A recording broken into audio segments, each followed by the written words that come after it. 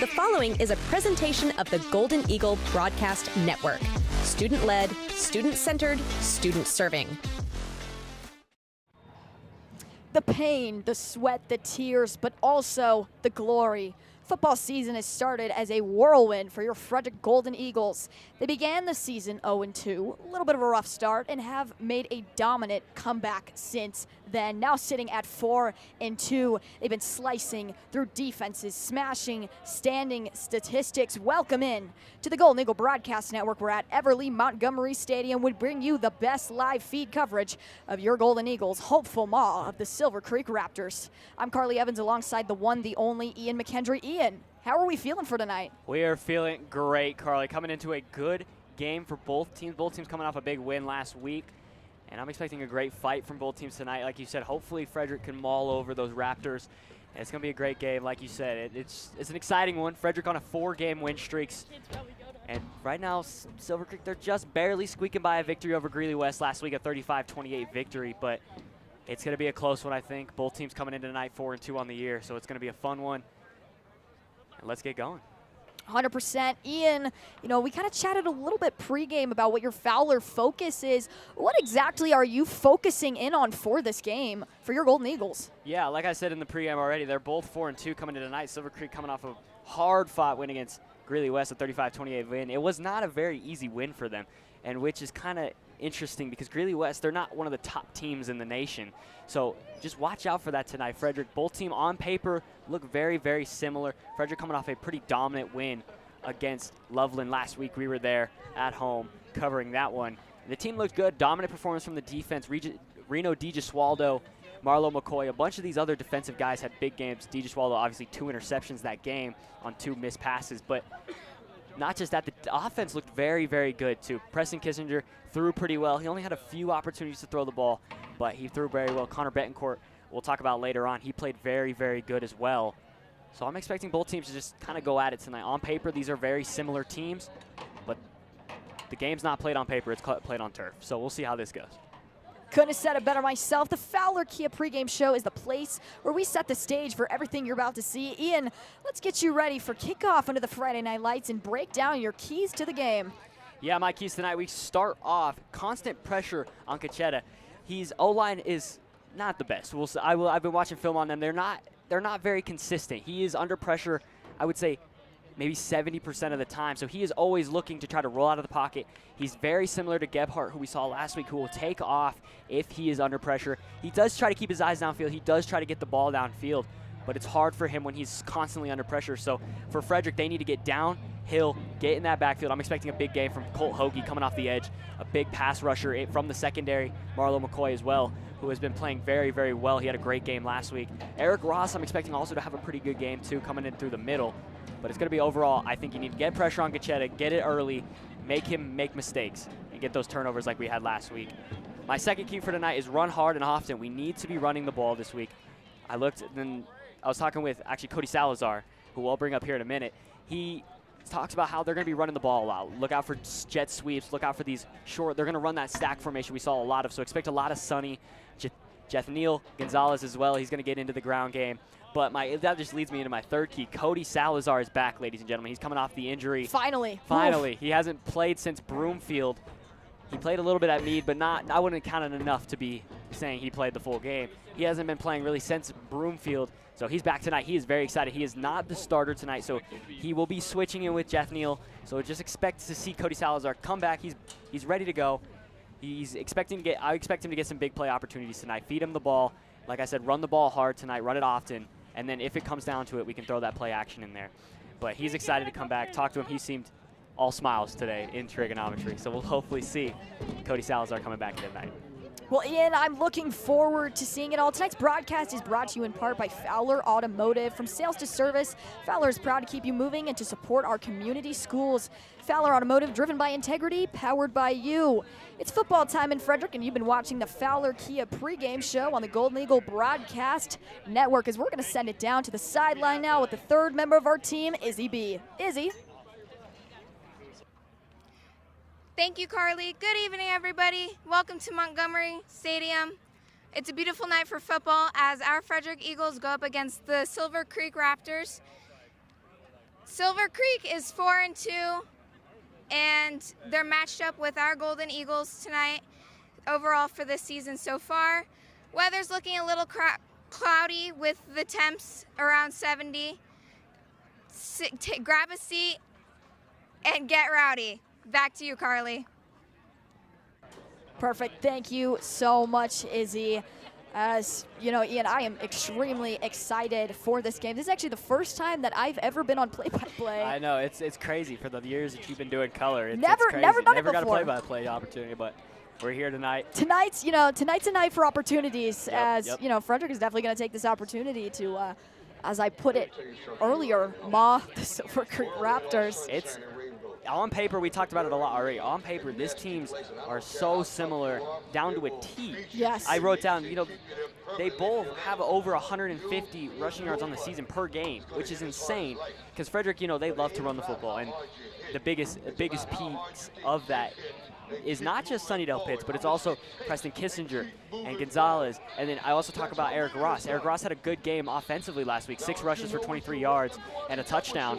And he was that third down back. He was the short handoff, second and short, first and short. If you have a situation where you need 2 or 3 yards, give it to Eric, let him go. And he's still coming back off the injury, so he's still trying to just work and work and work and work. And he's starting to get back to playing both sides of the ball and just keep mauling those offenses, mauling the defenses. As they crowd, we see Silver Creek coming out right now, and it is loud in here. It is. As I'll say, we are hearing every single moment of it as they have a very odd mascot down on the sideline. Yeah, I'm not quite sure what that is. It looks like an owl. I'm not gonna lie. It looks like an owl. Maybe it's Everly-Montgomery himself. The Everly-Montgomery. The Everly-Montgomery is here in the game wearing a very patriotic outfit. Yes. I think it is a USA out for their theme tonight. Frederick's theme is the ski out, as we see the minimalistic rowdy crowd over on the other side. But hey, there's a rowdy crowd. There is a rowdy crowd, and there's the viewers at home supporting Frederick from miles away. But the one statistic that stood out to me that made these teams is very shocking. Both teams averaging almost 2 sacks on the year per game. So 1.8 per game for both teams. It's an even statistic there. So watch out for both defenses trying to come in and play good. And Frederick expecting a new center in tonight. Diego's going to come in and take the role of Micah's position. We're still waiting to hear kind of what the injury was. As I'd say, heard he had an MRI today, so very much up in the air as to what is going on with him. I mean, obviously, it's always a shame to see whenever a player is injured / has something going on that causes them to not be able to play to their fullest potential or at all, quite frankly. And so, you know, it's one of those where the offensive line is so crucial, no matter who goes down. But that offensive line, that is who is protecting your team right there, essentially. They are the foundation of your football team. I would say that is kind of the center. I mean, he's kind of the quarterback of the offensive line. He's the big guy right in the middle. He has full control over snapping the ball, as we will actually send it to the sideline for the national anthem.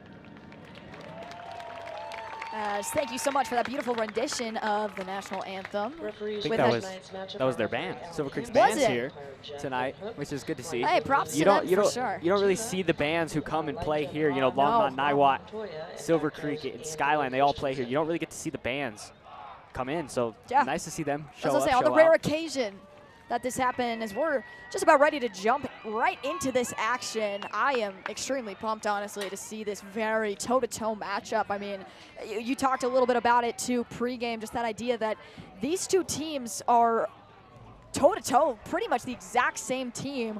We're looking at like copy-paste type, ideas right here, especially, their play styles too. We talked about that very much run-heavy offense, and not to say that PK doesn't have his opportunities to throw the ball, or that, Gachetta doesn't feel comfortable throwing the ball, but both of them kind of are, the exact same with, they feel that pressure, or maybe they just kind of want to mix things up and they take it themselves. Yeah, I agree. And somebody that I want to talk about really quickly, Connor Betancourt, he's coming off, he's having a great year so far. The stats might not say it, but he's having a great year. Last week he had 3 receptions, 39 yards, and a touchdown, and he had that touchdown came off a big play action rollout bootleg play where they were running that stack formation over and over and over again, and then they just caught him sleeping. As the refs have the mic tonight, so we can actually hear the calls on the field, That's kind of nice, honestly. which could be crucial. But like I was saying, Connor, he's having a consistent season. He's got 16 yards per game, and he's only got 2 touchdowns on the season, but I'm expecting him hopefully to add onto that tally tonight and just keep moving, keep powering through. He's one of the leading receivers on this team, so find him, get him open, make some plays with Connor Betancourt tonight. I was about to say, we talked about that whole idea, kind of mixing it up a little bit, not necessarily getting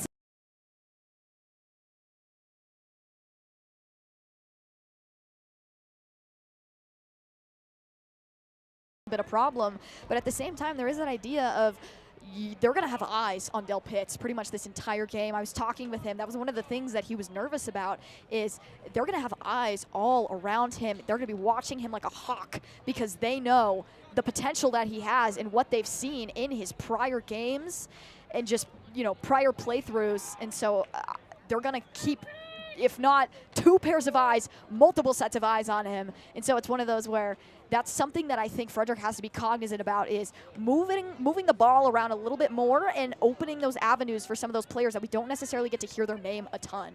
Yeah, like you said, Sonny, he's one of the key pieces on this team, and everyone gets to film, and they're like, oh, we just locked down this guy. We've got their offense. But like you said, we got the hidden figures of this offense, which Indeed Swaldo, Gonzalez, now Salazar back, Ross, Betancourt. This offense is able to move the ball in any which way. It's just how quickly they get going and how it starts.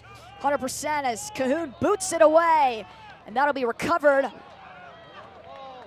by the Raptors as they get wrapped up, no pun intended, at about the 23-yard line. So starting in okay field position, didn't really make much of anything happen on that return, was pretty much stifled where he received the ball. And first contact there, Cody Salazar getting in the game early already on special teams was the first hit back there. Just missed off of the wrap opportunity, but slowed him down just enough that the flock of Eagles could come down and get on top of him. And speak of the devil, that was number 1. That player that we talked about, Kalen Majka, didn't really get to touch on him too much pregame, but he's one of those players to keep an eye out for.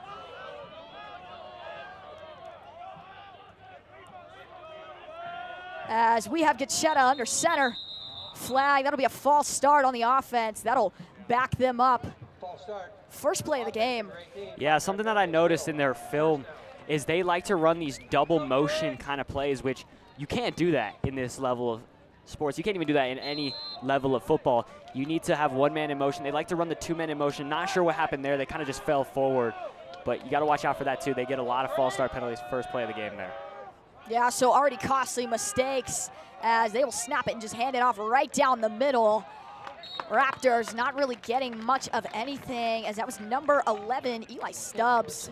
Stubbs, he did what he could with the yardage that he got. Riley LaRusso dropping down on the play there, got his hands in there, wrapped him up. But like you said, not much to go off of there. The hole was not quite open enough, but enough room.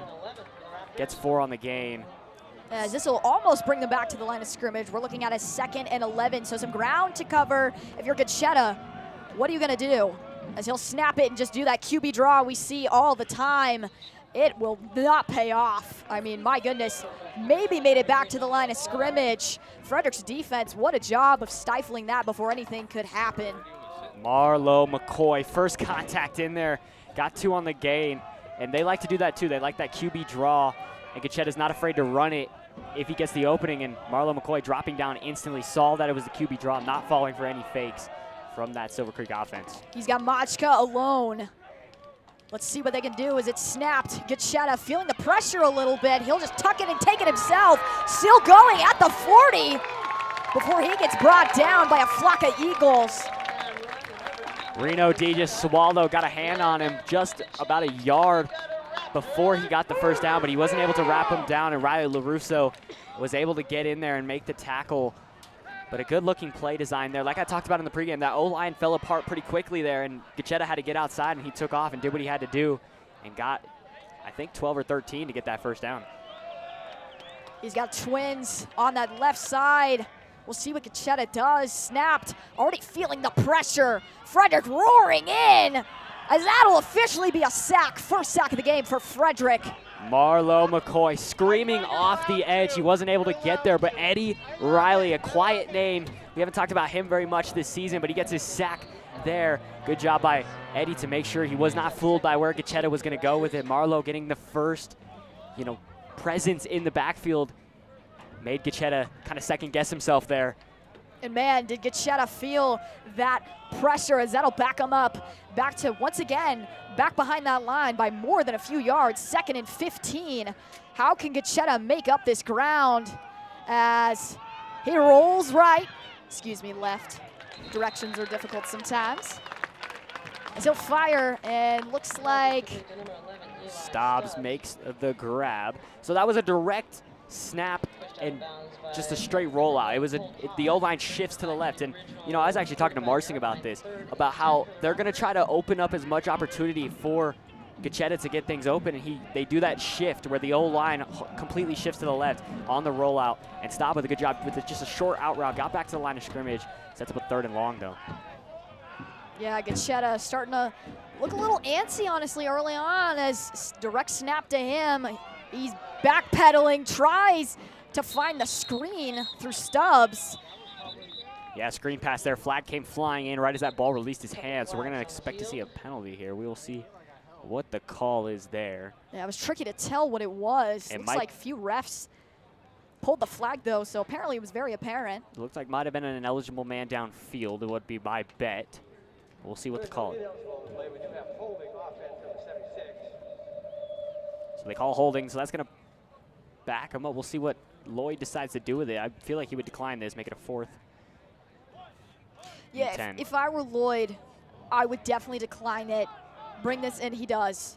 Smart call by Lloyd. Obviously don't want to necessarily give them any opportunities, even if it backs them up yardage-wise. You're still giving them an entirely fresh down. Even if it is 3rd down, that's still potential that you have to keep an eye out for, as the Raptors will just send out their punt team, as they were looking at a 4th and 10. My goodness, nothing much production-wise for them on their first drive.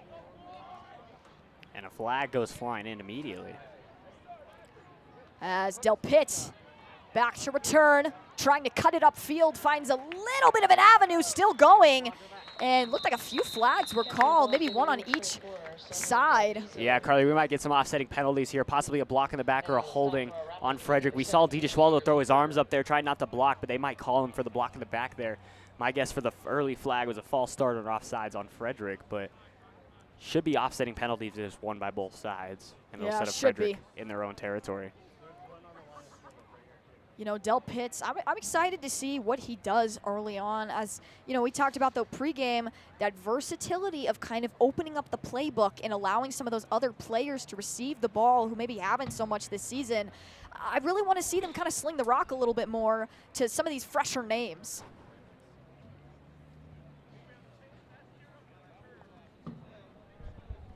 As Lloyd conferencing with the referees, maybe trying to get clarification on some of the calls. As it'll bring up a 1st down, obviously. Ref clarifying for them, though. Yeah, not sure what the calls were. We didn't really get a call yet on the field, but it looks like it's going to be ball spotted at the 40-yard line for Frederick. So possibly a personal foul coming in, just giving them the extra yard. So we'll see what Frederick can do here. They're starting at their own 40-yard line. Yeah, so Frederick's starting with great field position. Still on their own side, but 10 shy of midfield, so not a bad place to set up for PK and his offense. As PK snaps it, rumbling forward. I believe that is that Salazar down there? It looks like. It's hard to tell number-wise. Yeah, you can't see the O-line kind of blocking him there. It looks like. Yeah, I still can't tell. Yeah, nearly impossible. Specifically in this booth, it's a little tricky to see it. As Frederick will only rumble forward for 4, so decent yardage on that first down carry. It doesn't bring up that 2nd and 6. As we can see the offense, Frederick's offense on the screen now. We can see the little graphic for the team. As PK under center, snapped. PK backpedaling, finds, looks like Del Pitts. Yeah, that was Del Pitts again. Found a huge gaping hole, got a gain of 9 in the first down. I thought a flag came in there late, but I guess I'm just seeing things. It's all right, I did too. There are like these flashes of yellow that sometimes appear, and I'm like, I don't know what that is, but best guess is maybe a flag, maybe a penalty. As you know, as Ian put it, Del Pitts able to move the chains early on in this drive, setting Frederick up past midfield. Yeah, they're running a lot of the single back set with Preston under center, so interesting to look. He's got twins. Pitches it to Del Pitts. Del Pitts trying to use that speed to forage him forward as he will be brought down out of bounds. Looked like maybe 2nd and 5, 2nd and 6. Yeah, it looks like it's going to be about a 2nd and 6 there, Carly. It was a good hole opening on the far side. Like you said, they had the twin receivers up there and just try to open up a hole, and he kind of made a good job on the second chance effort to stay on his feet and kind of plow through the secondary out wide there. And we talked about him earlier. It's Machka out there, that corner, trying to take him down. But Sonny, like we know, he's a force to be reckoned with, an unmovable force, not getting taken down. Yeah, his ferocity is unmatched. As PK back under center, he's got, looks like Betancourt all alone. PK rolling out, firing, and looked almost like a misfire. Either didn't get the arc he wanted it to. It looked like he was trying to go for Ross over the middle of the field there. Norwood also in the vicinity, but he also had DeGesualdo trying to run a deep post route. So interesting look where that ball was supposed to go. Kissinger kind of missed 3 targets there. I was wondering where that ball was going to land. Yeah, there was a bit of a misfire. It looked like it was going to Ross, but just behind him, so not enough room for Ross to kind of torque his body and get open and make the catch. And, you know, PK didn't look very comfortable on his own feet. Whenever I saw him backpedaling, didn't really plan himself. So that ball, more of a misfire rather than anything, as this will bring up 3rd and 6. So after that failed attempt on 2nd down, what can Frederick do? Direct pitch to Del Pitts. Del Pitts swarmed at the line, and he will be brought down pretty much at that line of scrimmage. They're going to say he got about 2. So it says about 4th down and 4. What is Frederick's offense going to do? This is kind of the conversation. Do they go for the punt? AP, the offensive coordinator, he still has Kissinger on the field. So I would be kind of shocked if they went for it in this situation. 4th and 4 at the 44-yard line. So this would be an obvious punt situation, but Frederick's offense staying out there. So watch the trying to get him to jump off sides here. So PK has 3 behind him. Pitches to Del Pitts. They did go for it. Del Pitts finding that outside. 20, 10, and Del Pitts is gone. There is a flag down in the backfield. Del Pitts found the wide open lane down the sideline and made a huge rush attempt, but a flag thrown. So Del Pitts frustrating, as looks like more than likely this will be brought back by that holding call on the offense. Silver Creek, you got to breathe kind of a sigh of relief after that. I mean, once he broke away from that secondary, it was nothing but green grass for Sonny Del Pitts, something we've seen oh so often. Yeah, interesting call there. They lined up in that stack formation that we talked about a lot last week. They're going to carry it over this week. So a 10-yard penalty sets him up in a 4th and 14. This is an obvious punt situation now if the other one wasn't obvious before. But an interesting look. They went for it, and Sonny did what he had to do, and he got the touchdown, but called back for the holding that time. Yeah, if you're Frederick, you're going to be feeling that for sure, as Cahoon to punt it away. Line drive. Silver Creek just going to let it bounce. Not going to even attempt to recover it. As looks like it will be seated around. Let's see where the refs mark it. It's going to be on the 12-yard line there, or the 17, sorry. So now we can take a look at the Frederick defense as well coming on the field. Get their opportunity. Now, a good stop on the first drive like we talked about. They did a good job containing Lechuga in the pocket, not allowing him to really get open, make things happen with his feet. So this is a crucial opportunity for Frederick's defense to kind of stick with it, keep the pressure on. Yeah, and they really relied on that sophomore Eli Stubbs too, as they're going to shift. Now a man alone. Looks like that's Majka, and he'll just take it himself. Lechuga right down the middle. As that's Colt Hoagie wrapping his ankles up in the backfield. Still fought for a good 3 yards. But yeah, Colt Hoagie coming off the edge made a good job grabbing the legs, make sure Lechuga did not get much off the run. And like you said, he does a lot of that QB draw, and we're going to see a lot of that tonight, of him just keeping it himself. Good job by Frederick that time to react once again very quickly and get on top of it. Yeah, Hoagie, another big name that we like to talk about in these games. He's definitely been an impact player for Frederick. As Lechuga lining up. Frederick shifts ever so slightly. Lechuga rolling out, fires, searching downfield, and that'll be caught by Dashel Vanderwood. Vanderwood on the sideline, made sure to keep the feet in bounds, as this will be a huge gain for the Silver Creek Raptors. That'll set them up at about the 45-yard line as they made quick work. Yeah, great looking play. Lechuga got outside. A good pickup block in the backfield, tying up Marlon McCoy, who was trying to get the pressure on, and Hoagie was in a foot race trying to catch him up. And Lechuga's speedy, too. That's something to keep in mind if you're Frederick's defense. Once he rolls out, you really got to make sure you contain him. And I've been told it's Lechuga. Lechuga, okay. Well, then Lechuga takes it himself with another QB draw as he rumbles forward for looks like a gain of 6. Carly, I'm going to backpedal here. I'm going to go back to that big first down play there. Vanderwood, he was lined up when he lined up originally over the line of scrimmage. So quickly having to reset and then immediately getting open and making that beautiful play. Frederick struggled to cover that out route. It was a great job keeping the feet in bounds as well. And just there, another run by Lechuga, keeping it himself, just trying to get as much as possible, gets another 6-yard run. Yeah, and Lechuga put it perfectly for Vanderwood, where, you know, if you're Frederick's defender, there was really no opportunity for you to even swat that ball away. So Lechuga with the placement, as that'll be a snap to Stubbs. Stubbs, no room to run. Colt Hoagie and Nico Mashikori gets down in there, wrapping him up, double teaming him, not letting him get anything. Barely got back to the line of scrimmage that time. So Frederick kind of dominating on this run. It's those passes that are catching them out right now, catching them lacking. So we'll see what they do here on a 3rd and 4. This is kind of a good spot for the Raptors. They can either run it here, get a short gain, or they can go straight. I was about to say, they definitely have options for sure. As I'm curious to see what they do, as Frederick, as you said, been so good about covering that A gap, as that'll be a direct snap to Majka. Majka on the sweep. He looks like he's about to have just enough for the first down, the extra motion, the second effort, diving right as he was getting tackled down right at the line of scrimmage. Did a good job reaching forward, and like you said, the A-gap there, they're trying to pound the A-gap, but Frederick is doing a good job there, so they resort to shooting it outside and opening up a first down there. So right now, the Raptors kind of driving on Frederick's defense. This is the first time we've really seen the offense kind of drive on Frederick early, so we'll see how Frederick can react and get back to work.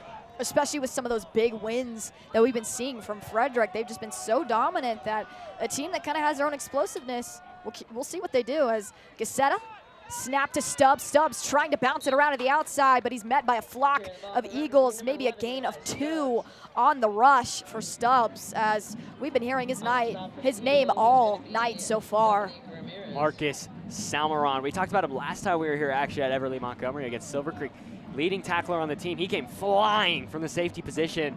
He flew, he soared like an eagle there. Got down there, he wrapped him up, and he was the first one to really hold on to his legs, say, you're not going anywhere, and the rest of the Eagles came down compact and hunted down the Raptor.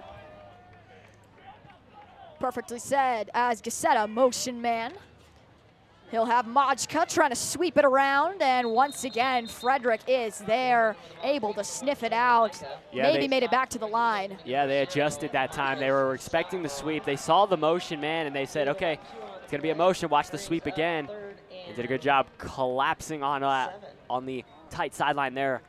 So in that kind of situation, that's the sideline. That's your strong side. There's not much opportunity there for them to get much yardage. So you got to be crucial of knowing where the boundary is. Get downfield, get down low, get the tackle. So I'm expecting. I would see them. If I'm Raptors right now, I'm targeting that weak side for Frederick. Try to get a big first down here. Is quick timeout there by the Raptors. They'll talk this one over. Yeah, it looks like their coach maybe didn't like how they were lined up. Honestly, understandable. This is kind of a crucial third down early on. There's about a little less than a minute and a half left in this first quarter. As you know, it's one of those where just watching Frederick so far, we talked about how they've been dominating on that A gap, but they're kind of struggling with some of those outside routes, specifically whenever it comes to receiving and throwing. Not necessarily whenever it comes to rushing. Rushing, they've been very locked down. Yeah, I agree. This linebacking core from Frederick has done a great job so far. Eric Ross in particular, I want to highlight. He's had a good job. He's been kind of the center of the defensive line there, but he's also dropping back and he's making plays in that second level of play. So expect him to keep going here on this crucial third down. So 3rd and 7 to go. Frederick in a good spot defensively. They just cannot let anything behind them. So watch a kind of a shell coverage by Frederick up top, not allowing them to get past them. We'll see the double outside receivers once again. As Gazzetta has options, Frederick shifting.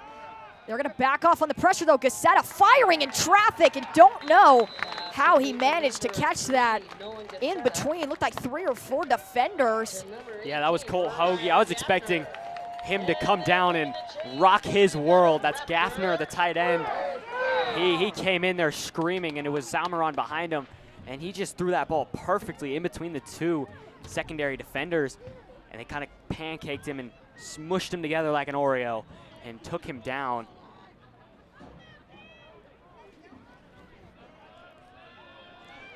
Yeah, couldn't have said it better myself. We do have this very much black and white aesthetic going on for that Oreo comparison. Reverse Oreo. Reverse Oreo as Gazzetta, he's feeling the pressure in the backfield, being chased down. Can he get the ball off his heel? Just throw that one away.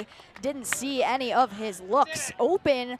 And so Gazzetta starting to feel that pressure more so in that backfield. Yeah, that was Eric Ross off the edge, was the last man near him. Ross was just trying to get onto him and just get the tackle, but couldn't.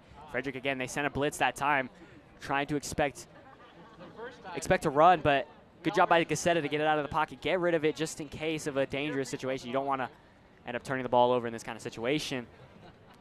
So you still have 34 seconds. Clock stops in the first quarter, so we'll see how they decide to move the ball here on 2nd and 10. I would expect them to go quick run or a quick slant kind of formation. That's kind of what they're looking like, maybe some type of verticals. As Gazzetta, never mind. We're so used to that QB draws. He'll just take it himself again, and he's met maybe a yard past the line of scrimmage.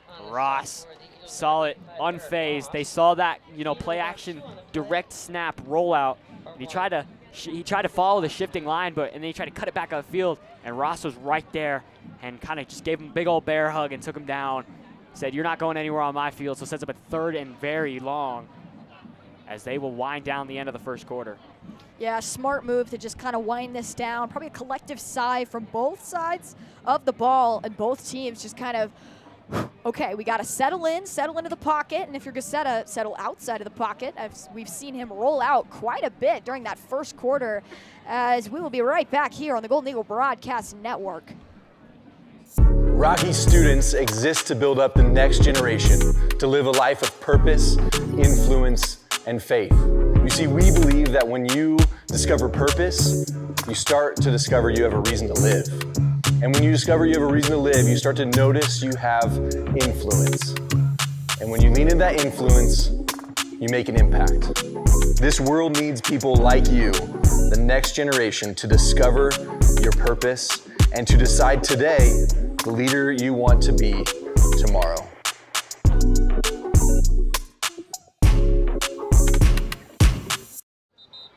Welcome back in, everybody, to the Golden Eagle Broadcast Network. My name is Carly Evans. Alongside with me is the one, the only, Ian McKendry. Ian, we are just about ready to jump into the action of this first play of the second quarter, and honestly, I'm curious to see what happens here. You know, both teams kind of struggled a little bit with their drives. Yeah, Frederick late to come out of that TV timeout, so they had to come back quickly, and the Raptors were set up fast and ready to go. And Gazzetta once again takes it himself. He found the outside. And right now he is just tumbling and rumbling through these Golden Eagles, cut his way upfield, and that'll bring up a Raptors first down. Marcus Salmer on the first contact, once again coming from the safety position, but he couldn't wrap him up fast enough. And Raptor. We couldn't wrap the Raptor, and a first down there. And right now, this is where Frederick's struggling. They're doing well in the first and second downs on this drive, but the third and fourth downs is where they're struggling right now. They need to find a way to keep them behind the sticks early and often. As Gazzetta, he's got options on this first down, as it'll be snapped to him. He rolls right, firing! And the Raptors able to find separation downfield with, once again, Ryder Gaffner, the tall senior tight end, touchdown for the Silver Creek Raptors. So the Raptors striking quickly on that drive. Yeah, I would quickly noted, I saw the corner route. Right as that play action, you're looking for somebody down the field deep. This is very similar to how Betancourt scored his touchdown last week on the play action rollout, and then just the corner route wide open was Gaffner, and that ball was a little low, little behind, but a good ball. Got the Silver Creek Raptors into the end zone, and the PAT is good. So Brody Bayon able to kick the PAT. It is good, as this will bring Silver Creek up for the first score of tonight. Ian, if you're Frederick, how are you feeling? It's only the first score of the game. You know, your offense came out and looked pretty good. The penalties were kind of killing them on that first drive. But I'm confident right now. If I'm Lloyd, I'm still, I'm with the team. I'm saying, hey, we're okay. It's still early. You know, it just started the second quarter and the first score is being scored. So your defense is doing well. There's just a few things that needed to be tweaked up, some minor tweaks.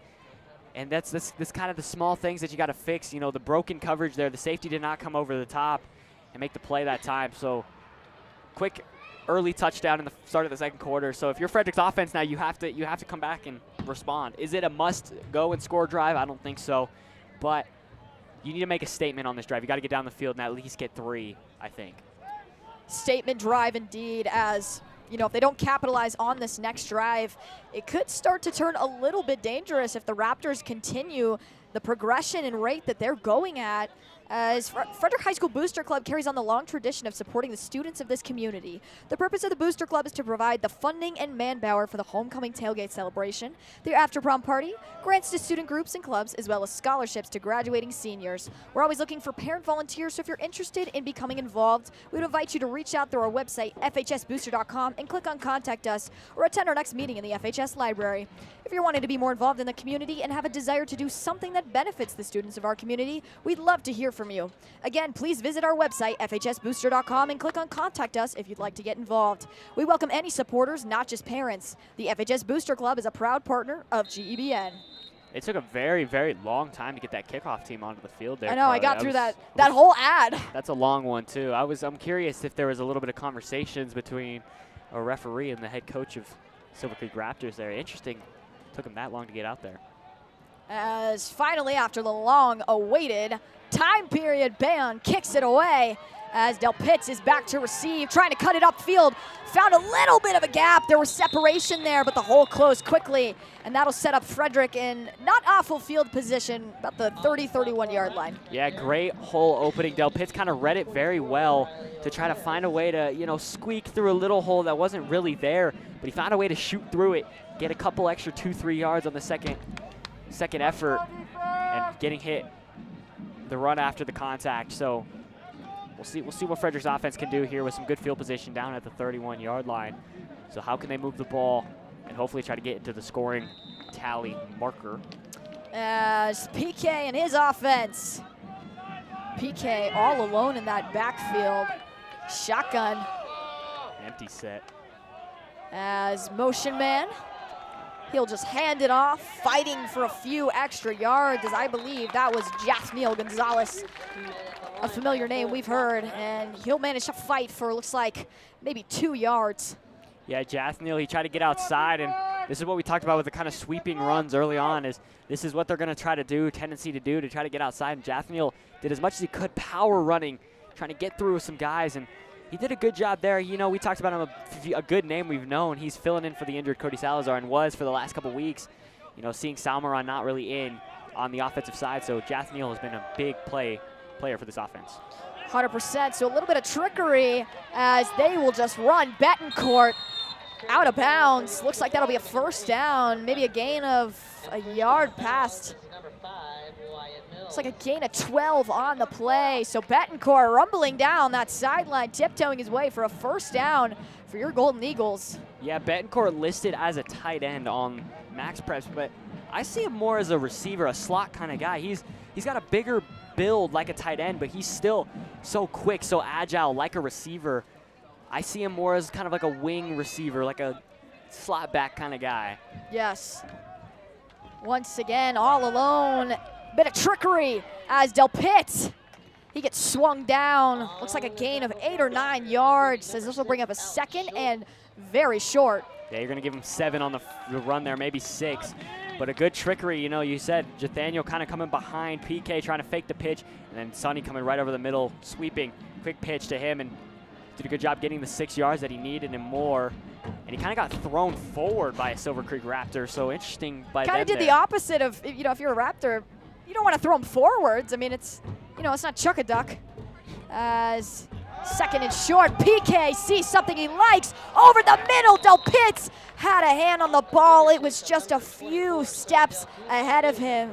So if you're PK, you're going to want that one back. You know, thrown it a little bit shallower, it would have fallen straight into the breadbasket for Sonny Del Pitt. It's actually funny because I was watching the mascot after that play. He's kind of talking about Butterfingers there, which is interesting for a guy in a fursuit who probably could not catch that ball very well. But like you said, an overthrown pass there right down the seam. Del Pitt was open, but the safeties were kind of collapsing on him. So if he would have caught that ball, I would not expect much run after catch there. No. So it's getting loud. As this pressure is on, PK snaps it, and he will just take it himself to bring up a first down. PK moved the chains, preventing any pressure from that possible stress of that third down. Yeah. As PK made it look pretty easy. I mean, ran straight through. Yeah, 7-yard gain on the run there. They got the ball marked at the 43. So Kissinger took it himself. We didn't see much of that last week. We didn't see Kissinger keeping himself just because the run game was working so well. But right now the run game has been kind of getting stuffed. So Kissinger doing a good job keeping it himself, finding that open hole, getting 7+. Getting the first down for Frederick. As PK, he's got option, motion man, as he will hand it off to DiGesualdo. DiGesualdo bouncing around that outside, tries to find something, but it will just lead to him being shoved out of bounds. Good little gain though, as that'll bring up a second and about 4 or 5 to go. Yeah, that ball's marked at a 38, so about an 8-yard gain on the play. Or about a 6-yard gain on the play, so it'll be a 2nd and 4. And a good sweep from DiGesualdo, just not very much to go off of on the run there. He was just trying to get outside as far as he could, and that's what the idea is with the sweep, is you either shoot it up quickly or you go outside, try to get an extra yards, and then he tried to go outside there and try to enter and get that first down. Yeah, Raptors not allowing much separation, as that'll just be a toss to Del Pitt, who will be met directly. Looks like maybe loss of a yard on the play, so this will bring up a 3rd and 5, I believe. They're going to say he got about a yard that time, so a 3rd and 5, like you said. So Frederick in the third down right now. So this is kind of where they were on that last drive that stalled out, and they had to punt, and they went for it on the 4th down here. So expect to see. I would like to see a pass here. I'd like to see Norwood getting into the mix here. Tall, lengthy receiver. He's pretty burly too. Whenever it comes to some of those catches, he does a great job of bringing it down and protecting the football. That is something very crucial. As PK once again alone in that backfield, motioning, and that'll just be. Looks like that is Jathniel Gonzalez once again, as he tried to dance around a little bit, tried to cut it upfield. And thankfully pays off. That'll be a first down. I'm slowly learning Jathniel likes the contact. Yes, he does. He likes to play a little bit. He definitely plays with like this ferocity that not a lot of the other players play with. Yeah, he lowered the shoulder there as he met the safety deep in that secondary. He had maybe a yard or two extra for the first down, but he wanted more. He wanted to run through him, not to him. I was going to say, he's like a wild animal whenever you watch him run. I mean, running rampant as PK. Yeah, that's going to be a false start flag as Jathaniel went in motion, but the ball just not in there. Jathaniel got a little overexcited as that'll bring Frederick back. Unfortunately, Frederick still dealing with a first down past that midfield point. This will bring him back. Looks like 10 or 15 yards. They're going to say it actually was not a false start there on Jathaniel. They said a snap infringement on the center. Interesting. Which is an interesting call, which I'm wondering does that just mean a false start everybody but the center, which is a call we've heard not very often. No, but yeah. It's still a call that's made, which I'm guessing that is what the call is there. The snap was not made, but everybody else moved. Especially, with a different center, it kind of throws you off your game a little bit as PK snaps it. Fake to Jathniel as he will throw it, heave it, and Del Pitts. DeGesualdo. Never mind, my goodness. There was so much traffic in the middle of that field as Reno. PK DeGesualdo, 4 + 2 = 6. Tack on that 6 on the board as DeGesualdo, rightfully so. I thought that ball was going to be too far in front of him, but a good job by DeGesualdo, just running, just speeding down there on the post route. We've seen that post route a lot. He's ran that a lot tonight, and another excellent job by DeGesualdo, just get under it. Great job watching that ball all the way through, makes the grab, and Cahoon obviously boots it through as he's been perfect, I think, so far on his PATs this season. I mean, honestly, he has. He is definitely a force to be reckoned with, as I believe that was Stubbs, who we've seen at that running back position so often on the offense for the Raptors, who was covering DeGesualdo. As you said, Ian, there's so much traffic in the middle of that field. I honestly wasn't sure who was going to come down with it, or wasn't sure if the Raptors were going to get a hand over that ball. It was very much a 50-50 toss-up, but I've talked to DeGesualdo before about it. He loves those toss-ups. He loves a good challenge because it's one of those where every football player, I mean, obviously you want to prove yourself, but especially if you're DeGesualdo, he just has a certain drive every time he gets the opportunity for that ball. Yeah, I would love to see DeGesualdo in a 50-50 ball. We saw a couple years back against Niwot, I believe, it was just real Palma on that far sideline who had a big 50-50. And I'm seeing kind of flashes of Palma out of DeGesualdo. Obviously, they're both their own players, but both look very similar in how they run their routes. As Cahoon boots it away. And Majga able to recover it. Majga dancing around, trying to cut outside as he will be met at about the 26-yard line. So about a gain of, a few on that run after catch.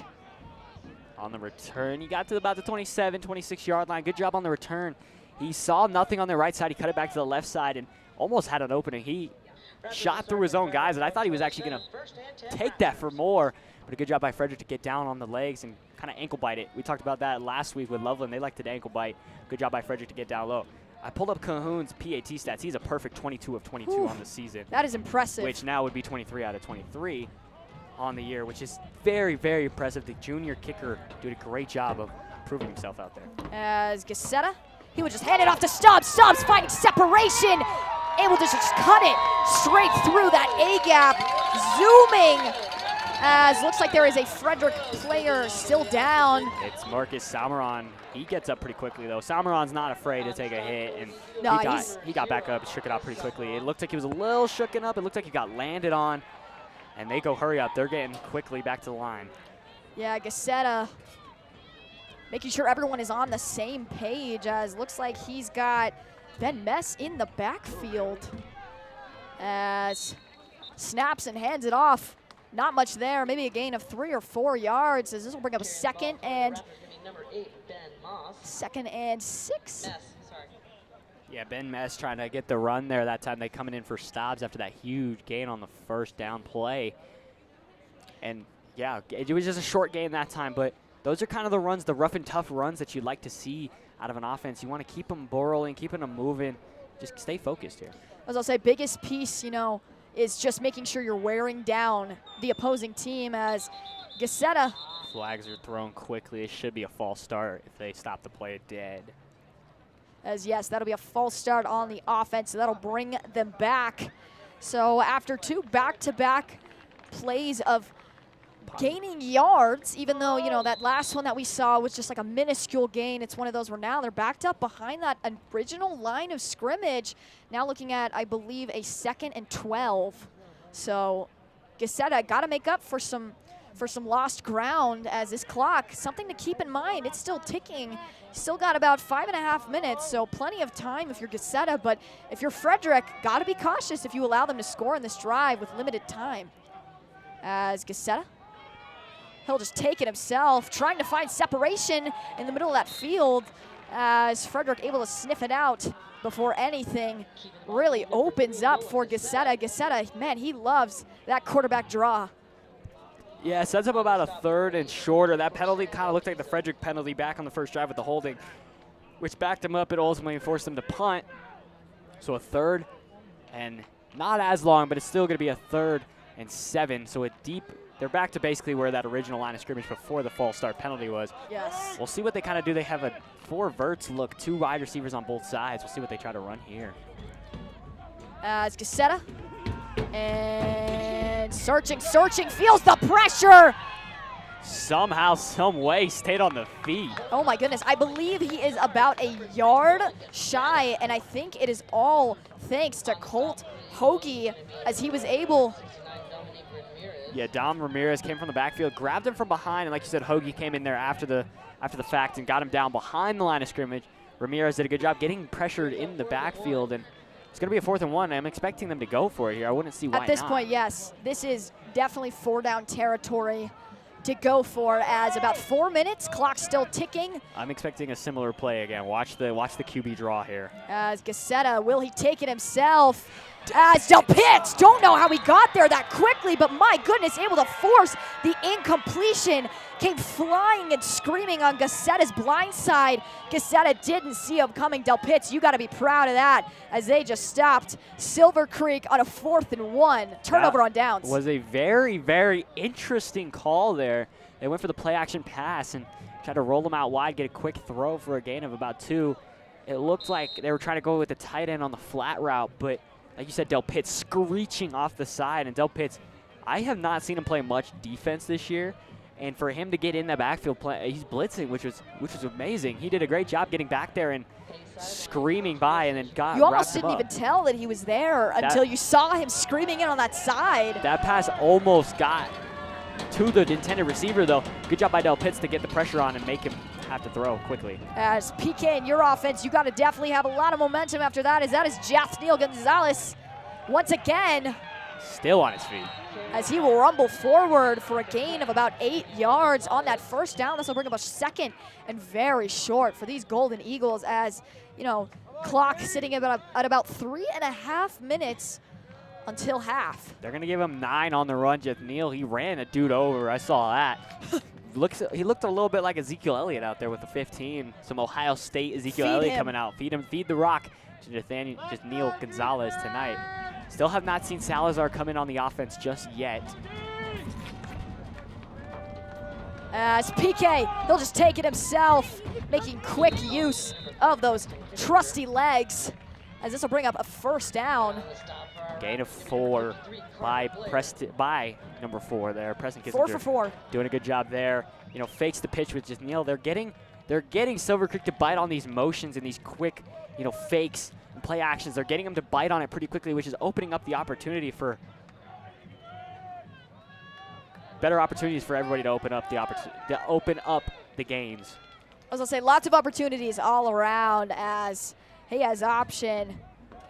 Motion man, DiGesualdo, toss to DiGesualdo on the sweep. DiGesualdo trying to find separation, bouncing it around, still on his feet, as looks like he will be bit at the ankles after a gain of about 7. Yeah, that's what we talked about again, and there is a Silver Creek Raptor down on the play. But we talked about that earlier where he's trying to get that ball outside and get as much as possible there. I thought he was actually going to cut it up the middle this time, but they went for the outside run, and he just did. He just did what he had to do, got as much as he could, and yeah, the injured Raptor down on the field. As we will be right back here on the Golden Eagle Broadcast Network.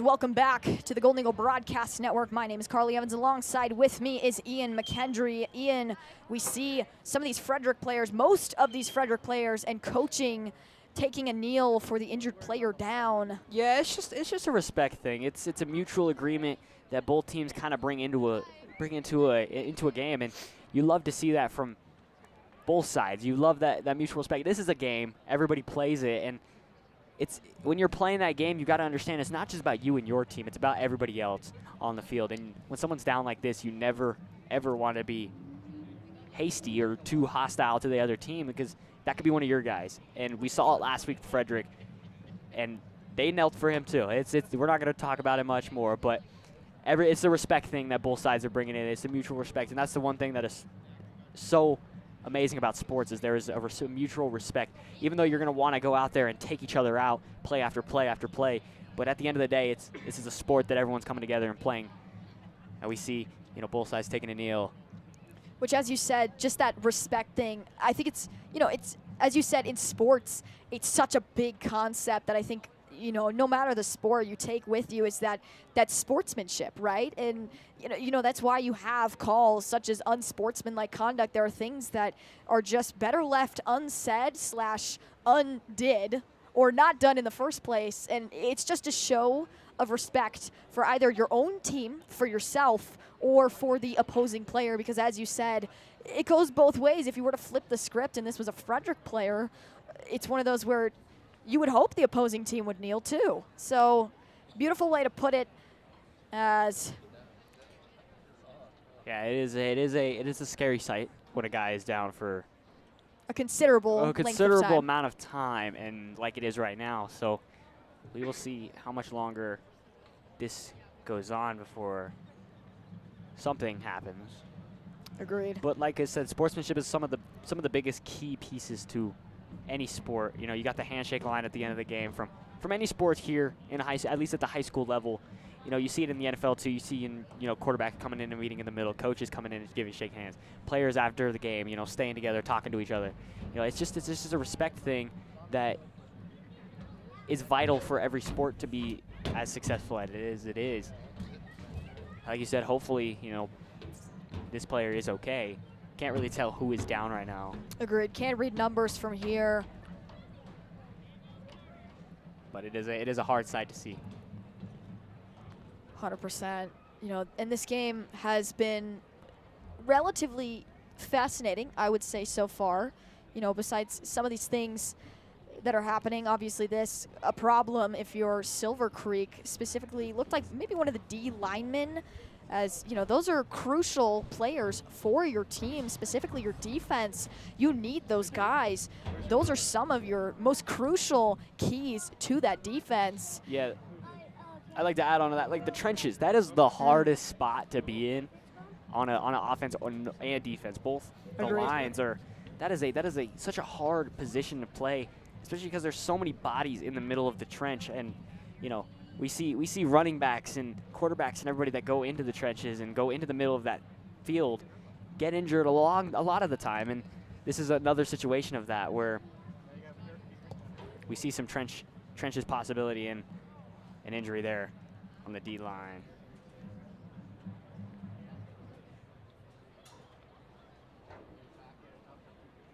As we're just waiting to see what happens. We saw him kind of moving around more, trying to get up a little bit.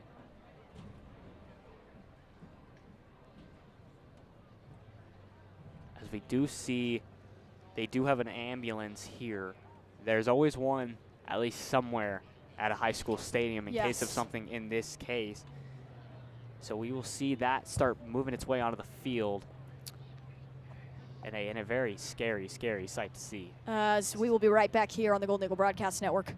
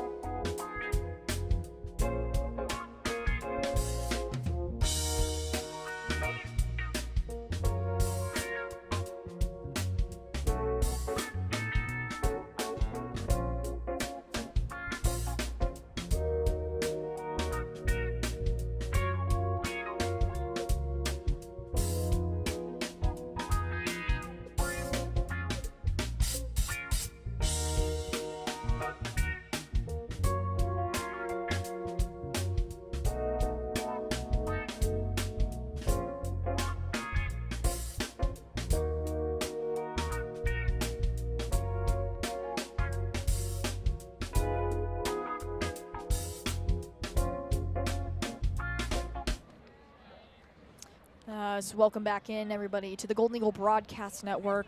My name is Carly Evans. Alongside with me is Ian McKendry. As moments ago, still unsure who it was. I believe it was number 53. But regardless, was loaded into the ambulance and taken off the field. So, you know, just best wishes for him, truly. You know, it's one of those things that it's just so hard to see. So really best wishes for him, and hopefully whatever it is, fast recovery. Yeah, we just said that earlier, was this is the worst part about sports is the injuries and everything that happens in there. So we will see a 2nd down and 3 from the Frederick offense. So we'll see how both teams come out after an extended break there. So time to talk it over between each team, kind of figure out what they want to do, what's worked well so far. You got 2 minutes and you got 2.5 minutes to go until the half.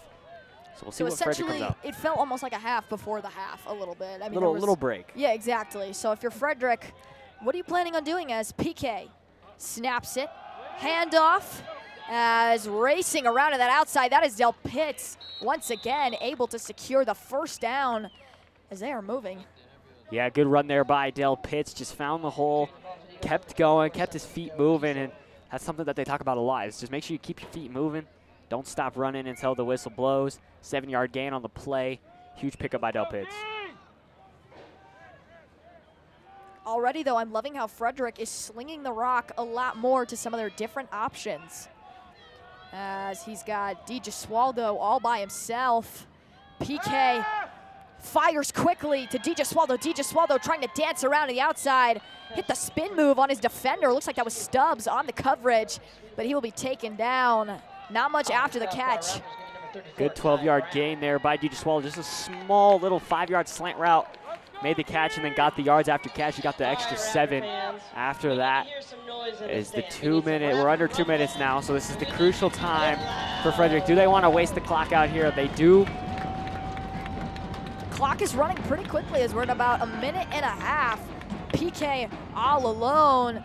Handoff. Jeff Neal trying to break away to that outside, not able to get the separation he needed. As it'll be a gain of a few. Looks like 3 or 4. Yeah, not a bad run there, Nathaniel. Not a bad 1st down run. You like to see that on 1st down. You try to get as much as you can. Set up a 2nd and reasonable. They gave him 3.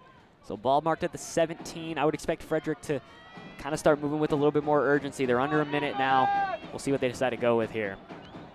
As quickly. Interesting looking. Interesting design as, oh my goodness, touchdown, Frederick. Sonny Del Pitts.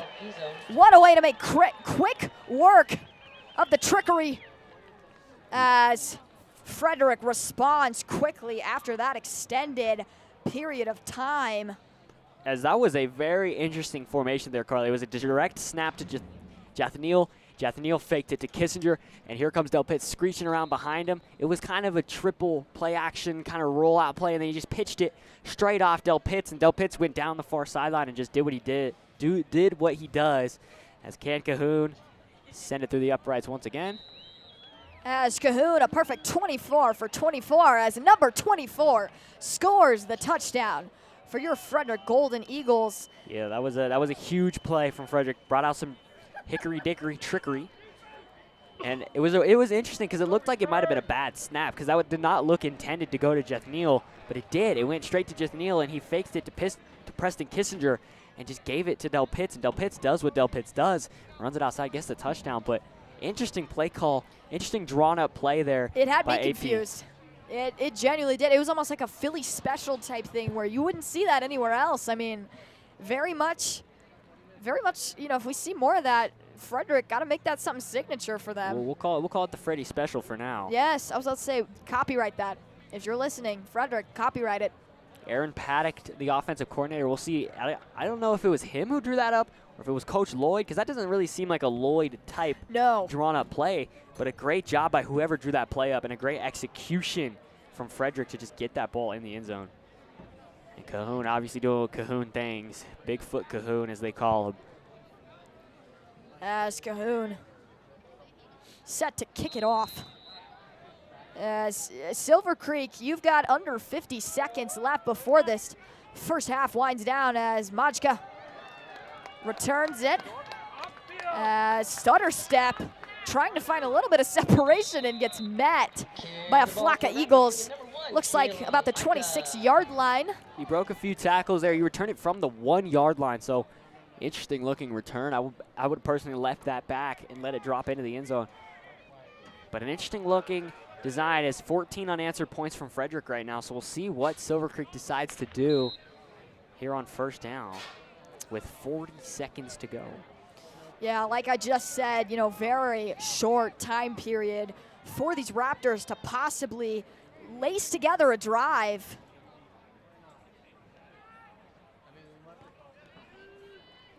As they have the kind of the double receivers on both sides. Yeah, we're seeing almost that vertical look once again for Verts, as he will just keep it himself once again.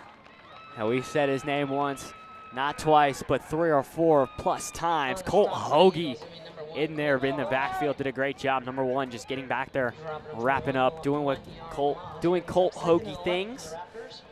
He's been a great pass rusher for this offense, and again, we saw it there on the defensive run. As they're going to run a little bit of hurry up. Gazzetta going to take it himself once again, and just no running room whatsoever, no lanes. Yeah, I think Silver Creek's just letting the clock run out here. I don't see why not. I believe they get the second half kickoff. So we will see what Silver Creek can do coming into the second half. 14 unanswered points. Go into the locker room, kind of talk it over, see what can happen from the team. But a good half from Frederick. Good strong second quarter from Frederick. Balling back up, getting the 14 unanswered, setting up the Raptors with their opportunity in the second half. Yeah, without a doubt. I mean, this game has been extremely fascinating so far, just watching the two of them kind of battle it out. And I mean, it's been very interesting to see the two of them. As we talked about pregame, they're very comparable to one another. They're very similar in both their play styles, their run styles, just overall how they move around and their fluidity with the ball. So, hi, Madeline. Yeah, good looking physical game. It's been a lot of the pounding the rock and running the ball game, with a few play action and some few shots down the field. Eva came over here to say hi, and like the whole student section got so mad. So we're just waiting. For the man, the myth, the legend. Please welcome the Silver Creek dance team. As the Silver Creek dance team making their way onto the field for the first time here at home. Time to try to get this crowd amped up. Honestly, I don't blame them. It's always entertaining to see, you know, what the cheer and dance team put together. All their different routines are so unique to the school. I will say, compared to Frederick, this is a lot smaller of a team. Agreed. There's about 7 people on the dance team. I mean, I remember our old dance team a few years ago. There were only a few of them. I mean, there weren't that many of them. As we're gonna send it down to the sideline now.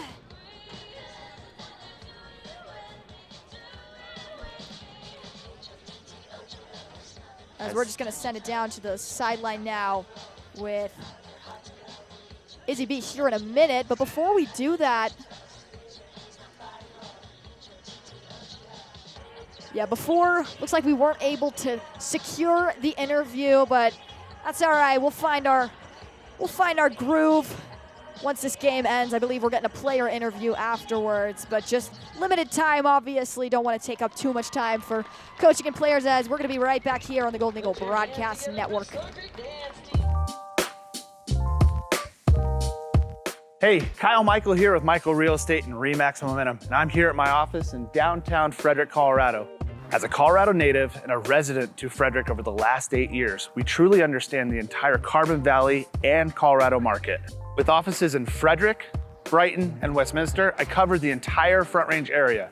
I've served over 130 families from Alt to Monument to Deer Trail to Grand Lake.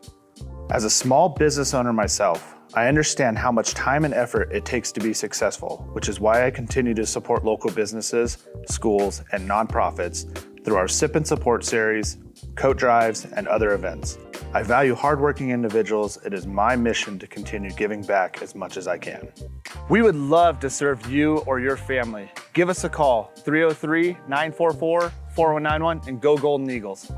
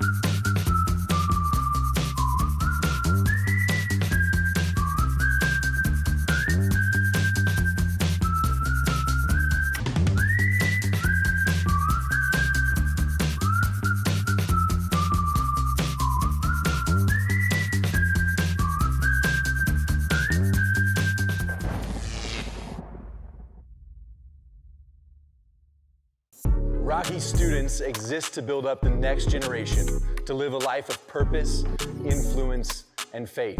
You see, we believe that when you discover purpose, you start to discover you have a reason to live.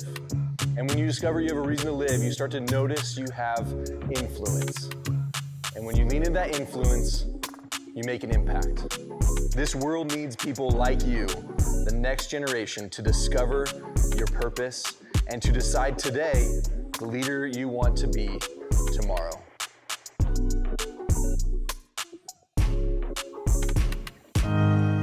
You've likely heard in the news that interest rates are way too high, homes are just not selling, and the real estate market is about to crash at any moment.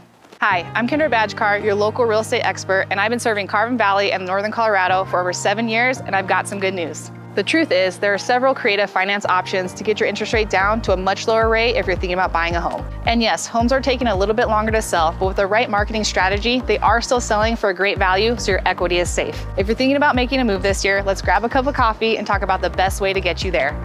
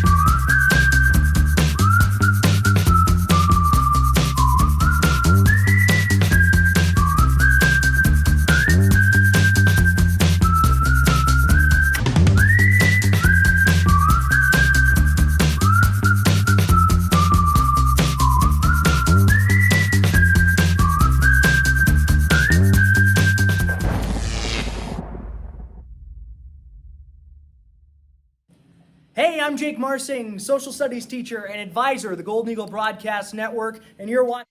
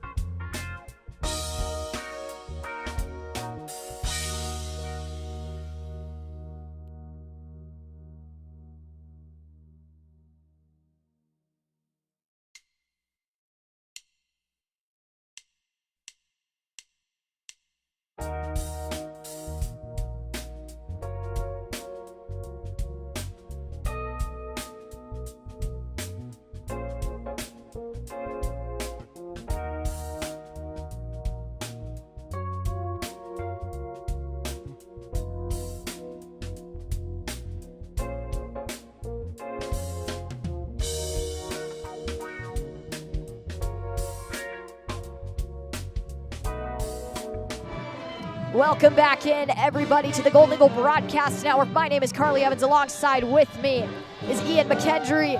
Ian, our Golden Eagles are leading 14 over the Silver Creek Raptors, 7. How are we feeling? You know, Carly, I'm feeling good. We got 14 unanswered points so far. We're going to see Silver Creek's offense come back on the field here right after half. And this team, Silver Creek's going to have to come out and come with a fire, with a fight, with a passion that they're going to want to come out and want to win this game. Frederick's going to have the same kind of feed. Silver Creek, we did it here. They're going to be out without their coach. So we will see Silver Creek head coachless. I think it's head coach. I'm fairly certain. I'm not sure, but I do know they are going to be down one coach, which is unfortunate. Unfortunately, the player who y'all did see go into that ambulance is actually coach's son.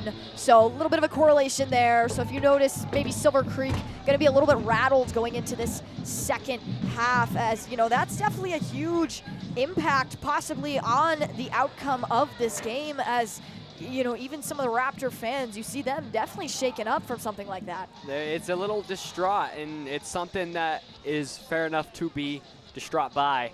You know, there was a lot of discussions down there. We were down there in the halftime break there, just kind of listening, kind of hearing what everyone has to say, and it's a hard thing in these kind of, especially in this level of sports. You know, you're in high school. This is such a small part to a possible bigger story in the future if this is something that you get an opportunity to pursue. So. Agreed, as you said. It is what it is, though. You got to go back and play football still. And we will see how Silver Creek responds.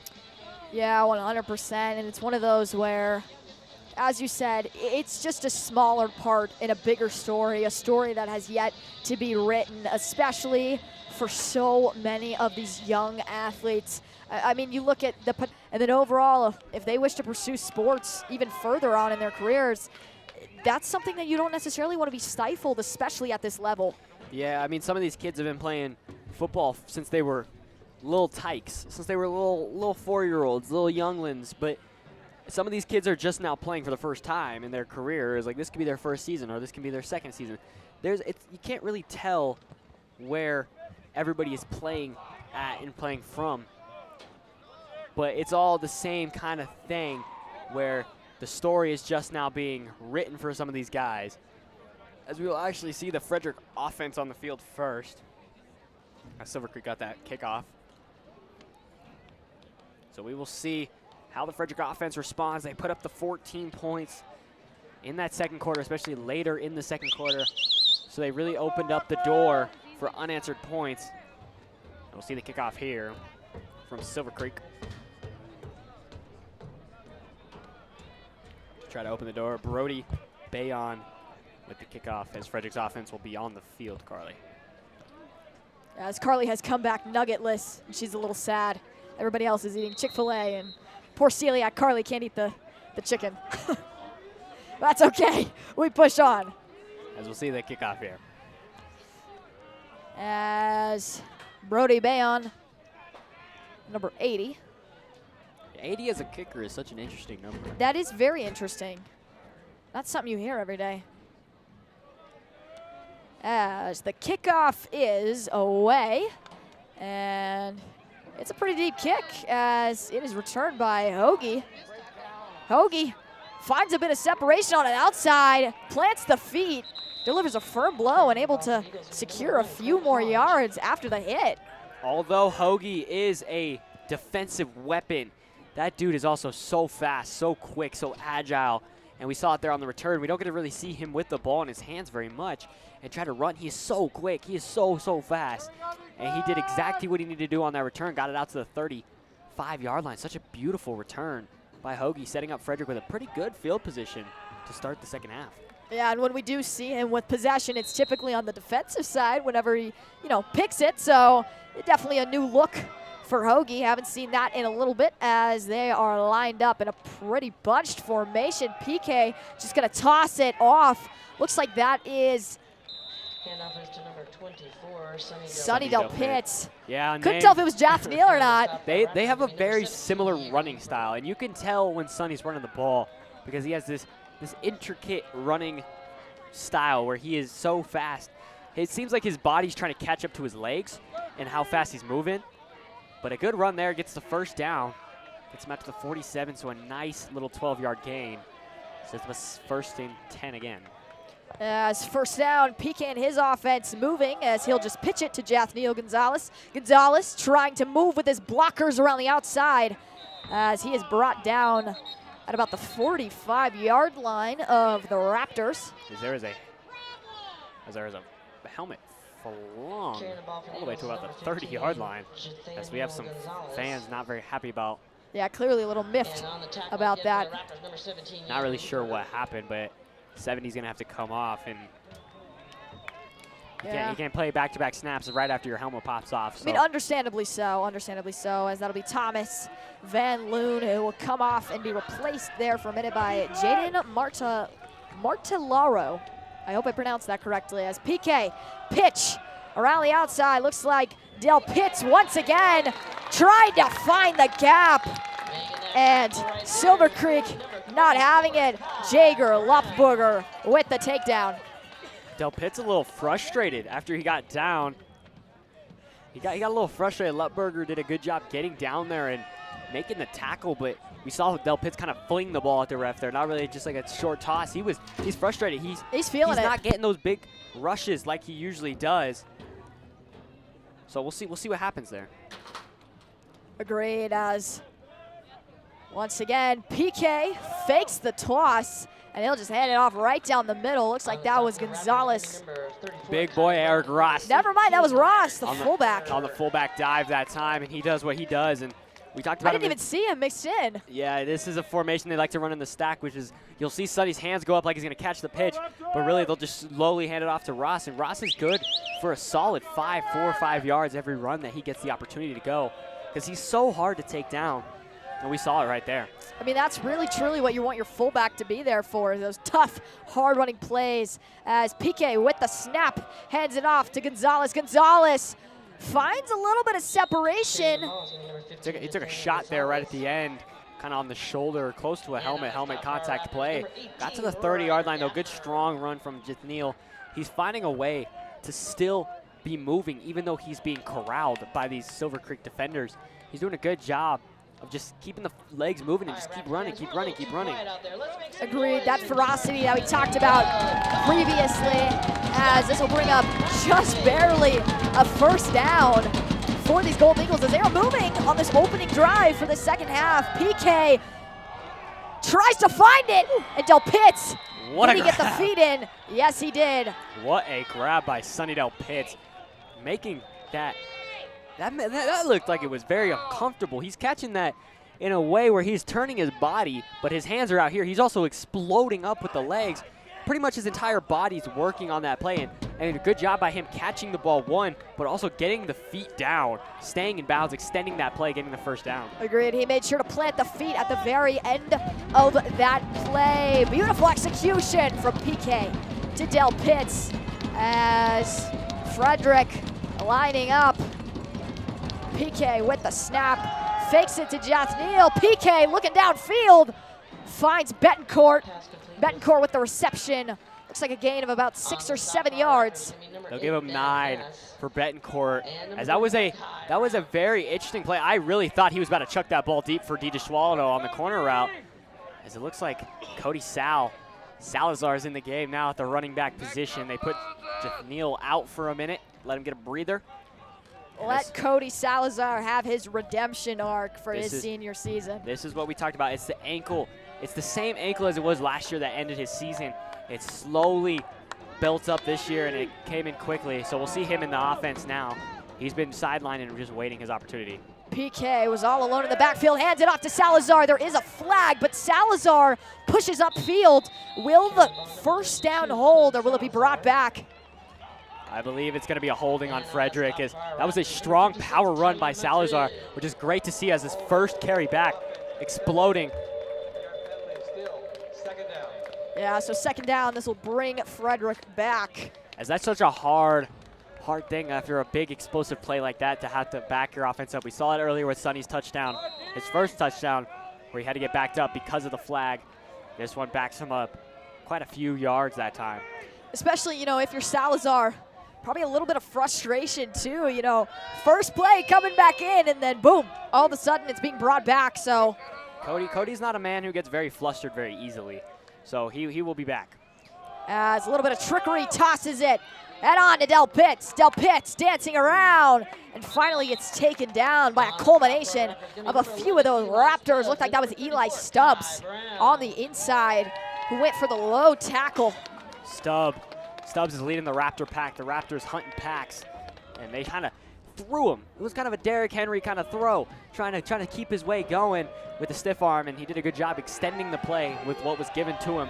So that's up a 3rd and long. Frederick in field goal range if they want to take the 3 here. We'll see what they decide to do here on 3rd. Yeah, Cahoon, always a safe bet, as we're going to see an entire shift. No call. It's interesting because that was one of the very legal plays.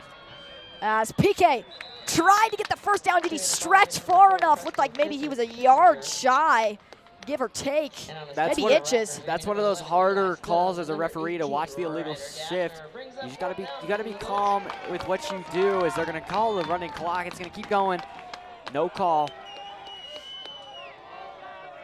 As it's gonna be 4th down, 4th and 3, give or take. 7 minutes on the clock in this 3rd quarter. This defense is getting loud. Frederick, you need to respond. Either you draw them offsides on this 4th down, or you power run with Ross. Frederick's not flustered here. As they're gonna hand it off to Del Pitts. Del Pitts breaking away. Was he shy, or did he get it? They're gonna call him down at the 1.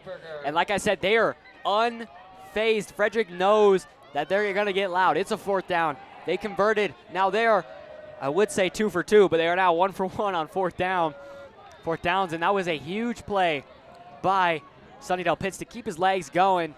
We saw a substitution again. Sal back in the game again, Cody Salazar. Maybe they give him the ball here, try to get him his first touchdown. This is such a good spot for Salazar to be back. He's such a good running back when it comes to these inches, these yards to gain. He's so powerful in these kind of situations. Expect an interesting call here. As Salazar, can he get his fighting moment? He's over the line. Touchdown, Cody Salazar, his first since he's been back this season, and what a redemption for him. Welcome back, Cody Salazar. One of my keys, feed him quick, feed him early, get him in the game, and he will make you pay. And Cody Salazar feeling super amped up after that one, as Del Pitts kind of staring. He's like, well, that should have been my touchdown. But it is what it is. Salazar back in the lineup, gets his touchdown, and he's going to feel that great spike of adrenaline after that one. Agreed, as now Cahoon. Is he a perfect 25 for 25? And yes, he is. That was a little scary. We saw the Raptors try to sneak in there, possibly ruin his perfect streak. But Cahoon, he doesn't falter, doesn't even flinch, pokes it through. It's such an interesting thing watching field goal units try to block now, because in this newer kind of age of football, you don't see many blocks coming around the edges anymore. It's more down the middle. It's especially, we've seen a few in the NFL. We saw the Eagles got one 2 weeks ago where Jalen Carter came over the top, blocked it, scoop and score, which is impressive by a big man on the D-line. But it's a new era where you're blocking it more towards the middle, because these deeper kicks, you have to get it lower and get it more of a line drive kick. Cahoon doing a great job, like you said, being unfazed as he kicked that ball in through the uprights. And Frederick did a good job, staying unfazed, not panicking. And Cahoon, like you said, perfect 25 to 25 to continue the streak this season. As Cahoon set to kick it away, and Majka back there to receive. Yeah, we'll see what Silver Creek decides to do now. 21 unanswered points. Their offense hasn't been on the field since that end of that half, and Frederick wasted a lot of time. They almost wasted half the clock in this half. Agreed, as Majka gonna take it. Tries to find a lane, and he does. Don't know how he snuck through there. I think he shrunk the waist, pretty much snatched invisible waist, as he was able to slink through a few of the Frederick defenders and tumble forward for a good 10 yards after the first contact. He actually ran into his own guy there, Carly. It's kind of those situations where you're running faster than the guys ahead of you who are trying to block. So you're just gonna bulldoze them, and just keep running, and that's what he did, and he did a great job getting that ball out to the 38-yard line, and a first down now for the Silver Creek offense, giving them good field position. Yeah, Gazzetta set up in beautiful field position at about the 37-yard line. As we're going to see a bit of motioning. And he's just going to hand it off to Stubbs. Stubbs trying to find a bit of a gap in the middle of that field. Found nothing. As, you know, we talked about Frederick with that A gap. They are not allowing anything. No penetration whatsoever. So it'll be a 2nd and 5. You got a good couple yards. Few yards. He went straight through like the A gap, like you said there, and he just was trying to fly through and keep moving. And he's fast. And if he can get going, we saw it earlier. He had a big explosive run. He is capable with the ball in his hands. As he has twins.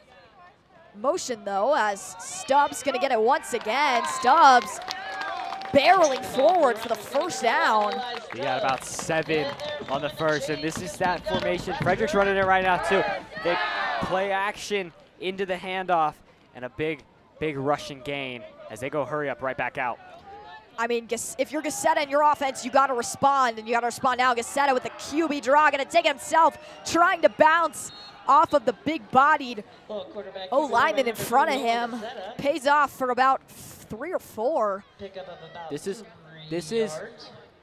interesting because he runs off the hip, the left hip of his left tackle. Trying to follow him. It's kind of like a QB sneak formation where they're staying on the hips. They're trying to stay on the hips. And it was hard for him to get much yardage being stuck on the hip. As Gazzetta has options, but he'll just take it himself once again. And Frederick trying to rip it away to no avail. Salmeron, first contact, and again, he just missed the tackle. And Riley and Dale Pitts draping down, and getting all over the Raptor. And I do like this thing the crowd's got going on. When they get the first down, they let Frederick know. They're yelling at him, and it's kind of something you see in real bigger stages of sports where, you know, the crowd gets into it. And this is a home field advantage for Silver Creek. They have the home field advantage, well, shared home field advantage. Shared home field advantage, not strictly their own. It is a pretty nice field, though, I won't lie. It is. I get flashbacks to the Niwot game. Yes, the Niwot game. That Saturday afternoon. Yep, as Gazzetta gonna take it himself. Once again, gets pushed out of bounds. Looks like that was Ross. Eric Ross flying from behind, and he needed to be a bit more careful there as he pushed him pretty dang hard. If he was about a step or two closer to the sideline, that might have been a unnecessary roughness penalty, but a good job by Ross to know where he was on the field, still chase him down, and you see that a lot with this guy coming off the edge, and he's really, really forcing Gazzetta to make something happen with his feet. Agreed, as Gazzetta sends a motion man. It's Majka. Just hands it off to Stubbs, and Stubbs is met essentially in that backfield. And again, Marlo McCoy. We said his name a lot more recently, and he has been a dominant force on the D-line. He's a freak of nature athlete coming on the offense, on the D-line, and he's making the offense a little scared. Let's say this is a payback season for him. He's ready to bring the pain, that's for sure. As Gazzetta.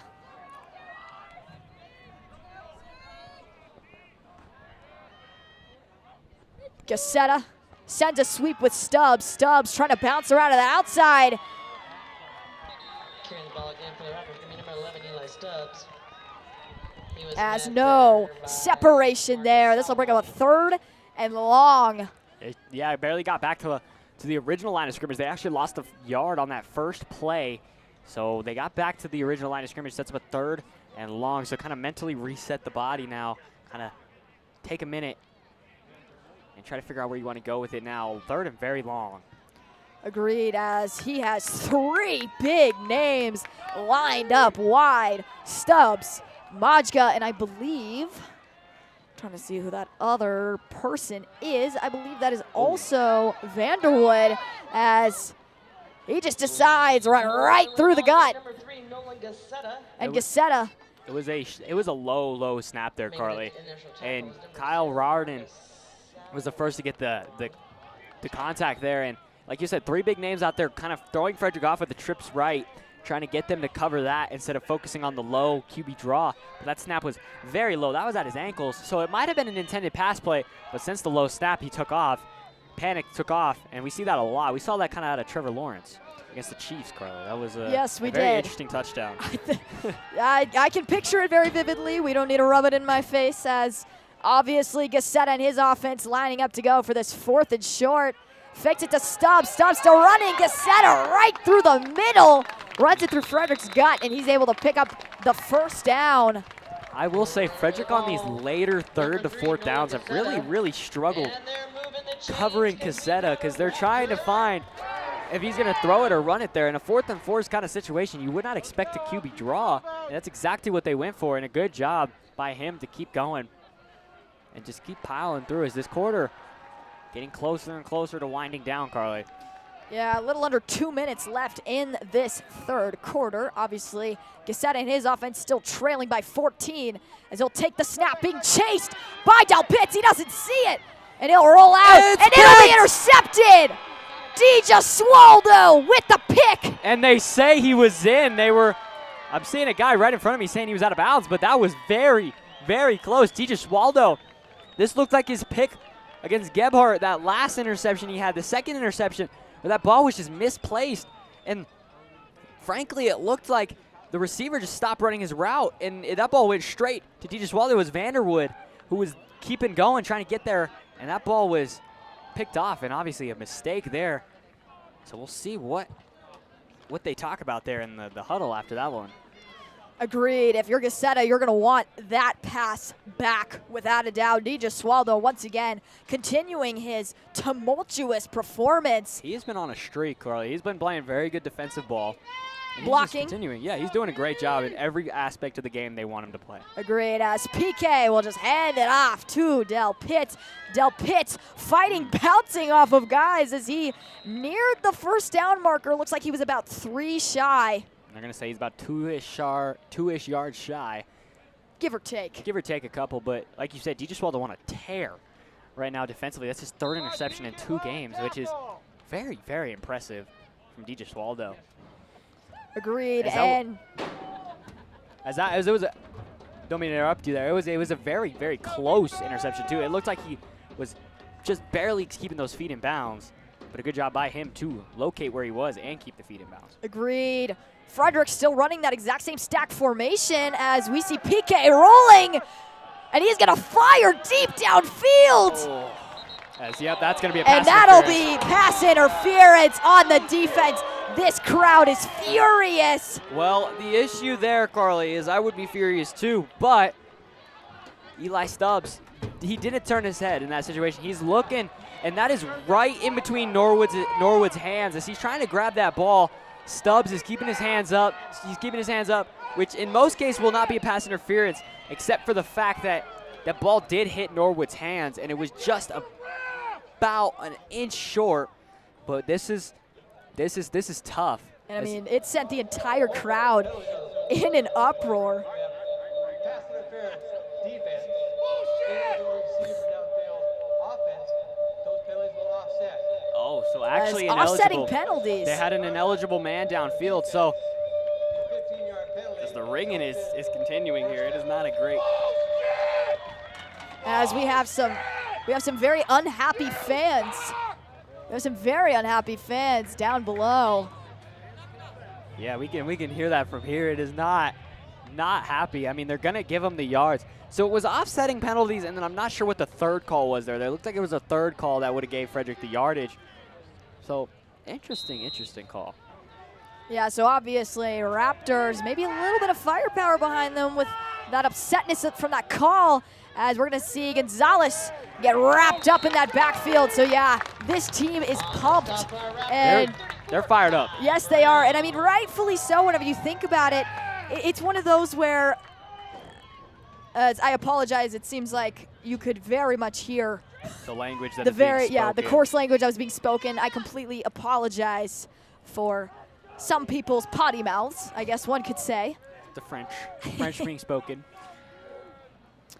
And it doesn't seem like that's going to stop anytime soon. This guy is very. He's on a tear. He's on his own tear. He's on an expressive night for him. Parents will be parents. It is loud in here. They're getting louder and louder every time. As he'll just hand it off to Del Pitts. Del Pitts just runs himself right out of bounds as this will bring up 3rd and long. Looked like a gain of maybe 2 on the play, so 3rd and maybe 8 as there's about 5 seconds left in this 3rd quarter. Yeah, Del Pitts ran out of bounds there. They're actually going to say he only got back to the line of scrimmage. They're not going to give him the extra yards. So I couldn't really tell if he got some extra yards there. So it's going to be a 3rd and long, like you said. 5 seconds to go in the half, or the quarter, sorry. We'll see what Frederick does here. It is loud. It is extremely loud. He's got DJ Swaldo all alone on that left side as he's just going to hand it off to Salazar, as Salazar is short, and this entire team, and I mean the entire rowdy crowd too, these Raptors are fired up. I would say it's less of a rowdy crowd and more of the parents crowd that are pretty amped up, as that'll be the end of the 3rd quarter. As it'll be a 4th and 5, and apparently there's holding on every play, which... Well, there's a lot of anger. I mean, it kind of makes sense. You know, Silver Creek seems a little grumpy, and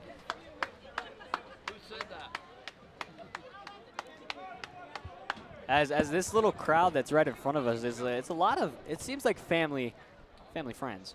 As yeah, we're gonna try to stamp out that behavior. We apologize for anything that you guys are hearing. Yeah, it's hard to it's hard for us to control from this kind of situation, as we can't really control who's next to the crowd mic. But we are gonna see our director Wyatt Morrison actually, as he gets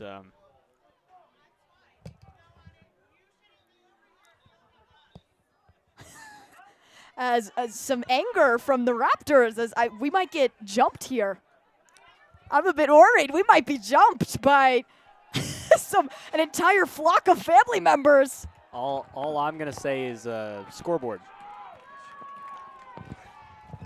All I'm gonna say to that is scoreboard. I apologize for anything that y'all are hearing, as PK gonna take it himself, trying to find a bit of separation. 4th down, there is a call. His helmet did come off. Looks like that was Blake Baker's helmet. Smooths the hair out, as Blake Baker does. Gels it down, obviously. Blake is such a great guy. Love that guy, Blake. So we'll see what the call is here. It might be another holding on Frederick, and that's exactly what it's going to be. And the crowd very happy after that call. As honestly, I think this is the most hostile environment I've ever seen. Oh, I've been in worse. Shout out Meade. That is true. As once again, we apologize for the coarse and foul language being spoken here. And if they're upset, I don't know what else to say to that. Agreed. As we're gonna move on from it. Did we just get a false start on a punt? Oh, it's gonna be on timeout. I was like, what just happened? Timeout on the Raptors. As yeah, there's gonna be a timeout taken, and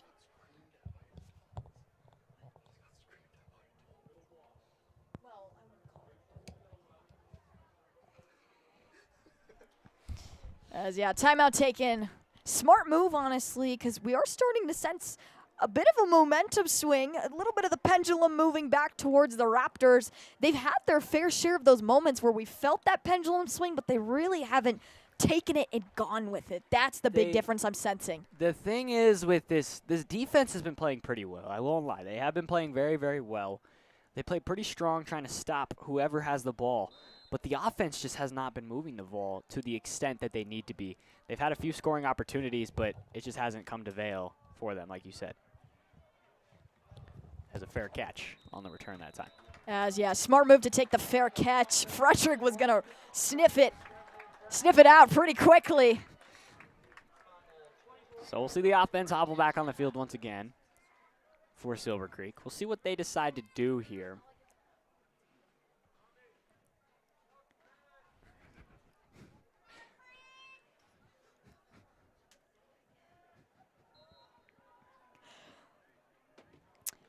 As yeah, Silver Creek set up in decent-ish field position, you know, sitting at about the 24-yard line, so. This is about where they would be spotted if they let the ball go through the end zone. Agreed. So it's still a good spot for them to start this drive. Agreed. As Gazzetta rolling, gonna take it himself. He's got a lot of room, and somehow dancing around, completely drops the ball, fumbles it, but was out of bounds. It looked like maybe a foot was out. Way back there. Agreed, but it was hard to tell. He was very much dancing and pirouetting along that sideline. Yeah, it's hard in this kind of level because there's no instant replay. So you can't go back and actually look where he stepped out. It looked like he was literally running on the other side of the sideline as the coach is kind of talking to him on the sideline there, kind of trying to stay focused. And that's a good response from Gazzetta in the offense to come out on offense. You've got to get a quick start. You got to get moving quickly. As Gazzetta, motion man, Majka. Oh my goodness, that is a hold if I've ever seen one. Somehow gets it off to Majka, and Frederick was breathing down the neck of Gazzetta. Somehow no call. Riley LaRusso with the tackle that time. You know, up here we can't call the game how we want it to be called. If they're not going to throw the flag, they're not going to throw the flag. So we kind of just have to sit back and let it happen. It was a hard pass rush, even though they were being, you know, kind of tugged around and thrown around there. There's still good pass rush to make Gazzetta roll out of the pocket, make a quick throw. LaRusso doing a good job staying on top of his receiver, not letting anything more than a 2-yard completion. Agreed. So nothing much coming out of that producing wise, as he's just going to hand it off to Stubbs. Stubbs looks like he got hit either by the back of his own defender. It was hard to tell right there. It looked like one of his, I don't know, offensive players. He bounced around on the back of him and got stuck. Hurry up. Gazzetta and his offense. Quick snap. And he'll just hand it back off to Stubbs. Stubbs in the middle. Almost broke through. Yeah, this is where Frederick needs to start calming down a little bit. They're getting drove on right now. And it's been a very, like you said, hostile environment. So this is not going to go in their favor very much more. So they're going to have to try to play smarter ball here. Play action, McCoy diving for the ankle.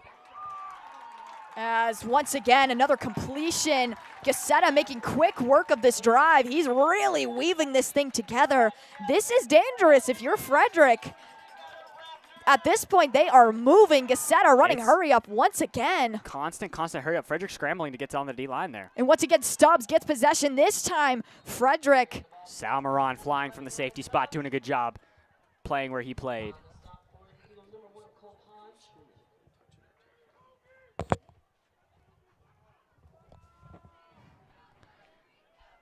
Second and 10 once again, or a second and goal from about the 9. As they are definitely in scoring position. Nothing much being produced from that first down. As gonna run the sweep on the outside, and they are just shy, maybe by about 4 yards. So 3rd and goal.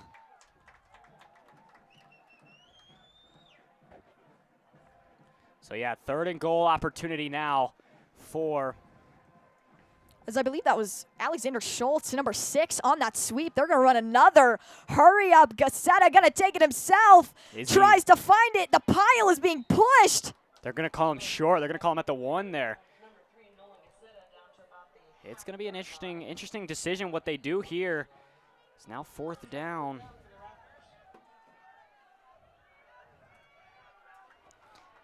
As this is either the make or break for the game, I think. This 4th down can determine everything. If they do not pick this up, this is ball game, I believe, for the Raptors. As Gazzetta. And he walks it in.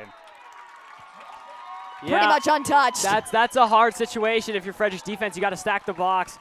A little bit of frustration going to get there, but you know, it is still plenty of time left in this football game, so we saw this against Loveland. They started to drive, they started to do things, and they started making things happen. But Frederick was ultimately able to dominate and come away with it. So we'll see what Gazzetta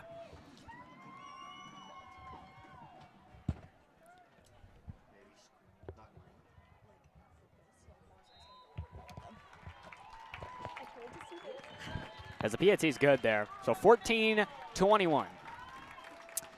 Yeah, and honestly, no surprise, the PATs, the point after attempts, they've been very much on par for both sides, for both teams. Quite frankly, we've seen Cahoon poke it through every single time, and a streak that he is not planning on breaking anytime soon. And I will say this game just got interesting, folks. There's plenty of time left in this game.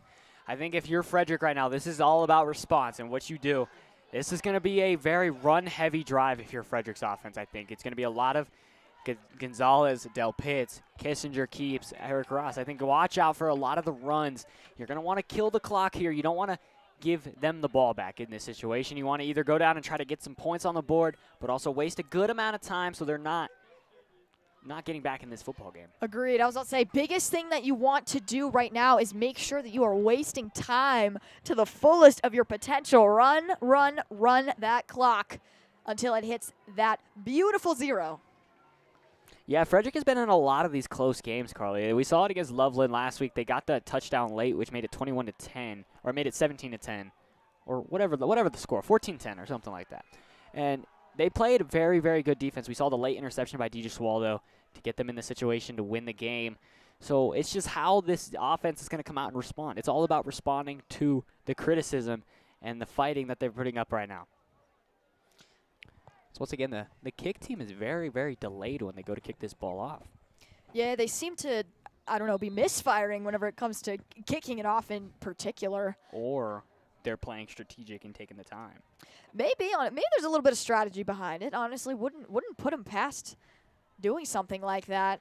You get them a little antsy and then possibly get a dropped muffed kickoff. You got to play the logistical chess master.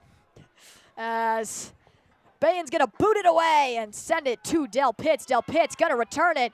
There's room on the outside as he's breaking away, finding a little bit of space, and he'll be up past, looks like about the 35. There is a flag down, though. A late flag there, which is interesting. It's either going to be a holding or a block in the back or possibly something on Silver Creek for maybe an unsportsmanlike or a late hit or something.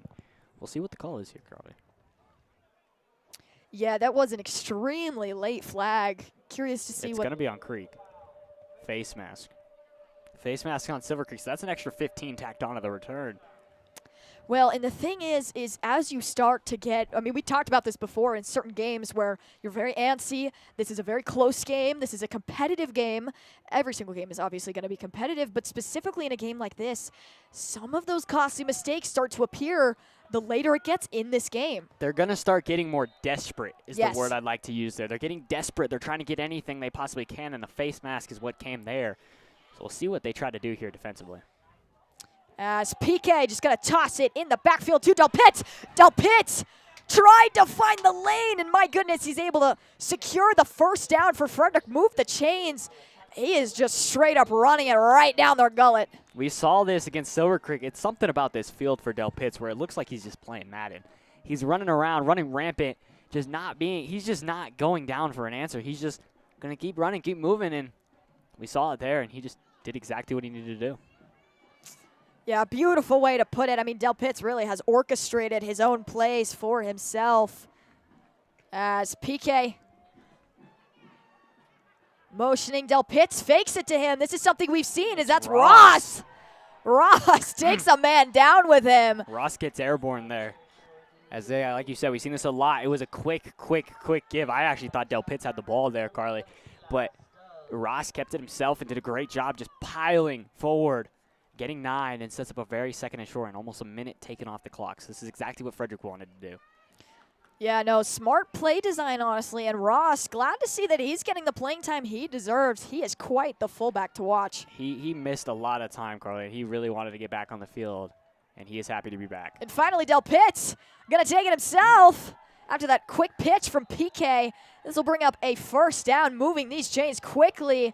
Frederick piecing together a beautiful drive. It looked like he pushed the back of Logan Zadell, telling him, hey, run faster. I'm right here. I'm going to keep going, and if you're in my way, you're going to run through the wrath of Sonny Del Pitts. Honestly, the wrath, pretty fitting right now. This is Del Pitts' drive right now. We'll see how they continue to go. As obviously Frederick still leading by 7, hoping to extend their lead as once again, exact same play design. pitches it back to Del Pitts. Del Pitts, Is again running into his own guys.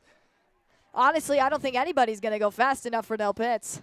He's taking the game in his hands, and we've seen this quite a few times. He did it against Meade. He did it against Skyline. Sorry, he will put the game on in his favor. He will do what he needs to do to win, and we've seen Del Pitts do that over and over and over again, and he's doing it right now. So it sets up a 1st and 10 at the 9. So about a 1st and goal here, Carly. We'll see what Frederick can do. Maybe don't want to score too early, but what is too late for Silver Creek? As PK, can they seal the deal with this drive? Exact same play design. This time, the Raptors read it a little bit better, saw them screaming in from that backfield. Del Pitts able to shed off the first tackle, but that second flock of Raptors came in. The Raptors did pretty much exactly what they needed to do there. They loaded that right side. It's the same play over and over and over again. I would not be surprised if we saw Frederick decide to run a play-action play here. You know, they've had that same play over and over and over again. This is about the 8th time they've ran that play in a row, it feels like. So we'll see what Frederick decides to do. If they run a play-action here, it might work to perfection for them. Yeah, without a doubt. 3 consecutive back-to-back exact same play designs for Sonny Del Pitts. Same. And they're going to run the exact same one. Del Pitts hurdling one of the Raptors down on the ground as we saw Del Pitts try to hurdle somebody at Skyline. Luckily didn't get up because that is actually illegal in high school football. And he did a good job extending. He kind of extended so much he just launched himself with his back leg and forward, and a good job hurdling, in a sense, over a hand of a Silver Creek Raptor, and he's taken down at the 1-2 yard line. So we'll see what this offense decides to do. Maybe another power run with Cody Sal. it might be Salazar's get-back game for 2 possible touchdowns. We do see Sonny Del Pitts lined up to the side. PK keeps it. PK keeps it, and is he in? The pile says yes. The refs say yes. And that is another touchdown tacked on. This time, PK taking it in himself. Can we call it the Freddy push? Not the tush push. That was the Freddy push. That would be good. The Freddy push. We've seen the Freddy special. We've seen the Freddy push. As that was a very, very good play by Kissinger to just keep it himself, tuck it, find the hip of the nearest guy near him. He fell off the center, went down the A gap, and he just kind of snuck in. Nice and easy. It's Cahoon. 26 of 26, and he's got to be nearing something, Carly, some sort of record. Agreed. Without a doubt. As we will be right back here on the Golden Eagle Broadcast Network. Are you tired of paying rent or constantly moving from one place to another? LGI Homes has the solution for you. We offer affordable new homes with exceptional quality. With our simplified buying process and zero down options available, easily achieve the dream of homeownership and quickly move into your new home. At LGI Homes, we have it all, offering new homes complete with upgrades, designed to add style, value, and energy efficiency to your life. Find your new home today with LGI Homes.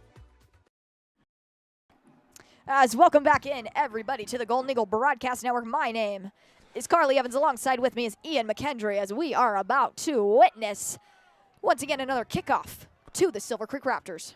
Yeah, Frederick right now on pace to win 5 in a row, which would be a tremendous comeback story. So we'll see what they can do as a squib kick. Interesting play design, as they're just going to fall on it. Smart move, honestly. No, you don't need to risk. No need to risk here. They did a great job wasting the time by Frederick. They started with the ball with about 6.5 to go, and they've gotten it down to the 4:20 to go. And we'll see what Silver Creek's offense decides to do here. You know, they've got okay field position. We saw them quickly drive down the field and score on that last drive, Carly, so we'll see what they do here on this drive. As we have some suggestions about what to call the tush push. We have butt burst. That one's good. I don't think we should think we should do that. I think the Freddy push is the I like the Freddy push too. As Gazzetta, there's a flag, but quickly able to find his receiver downfield. Vanderwood trying to push it upfield as that is another flag. 2 flags in that single play. It's going to be a holding for the first flag. And the late flag, I'm confused on what it's going to be there.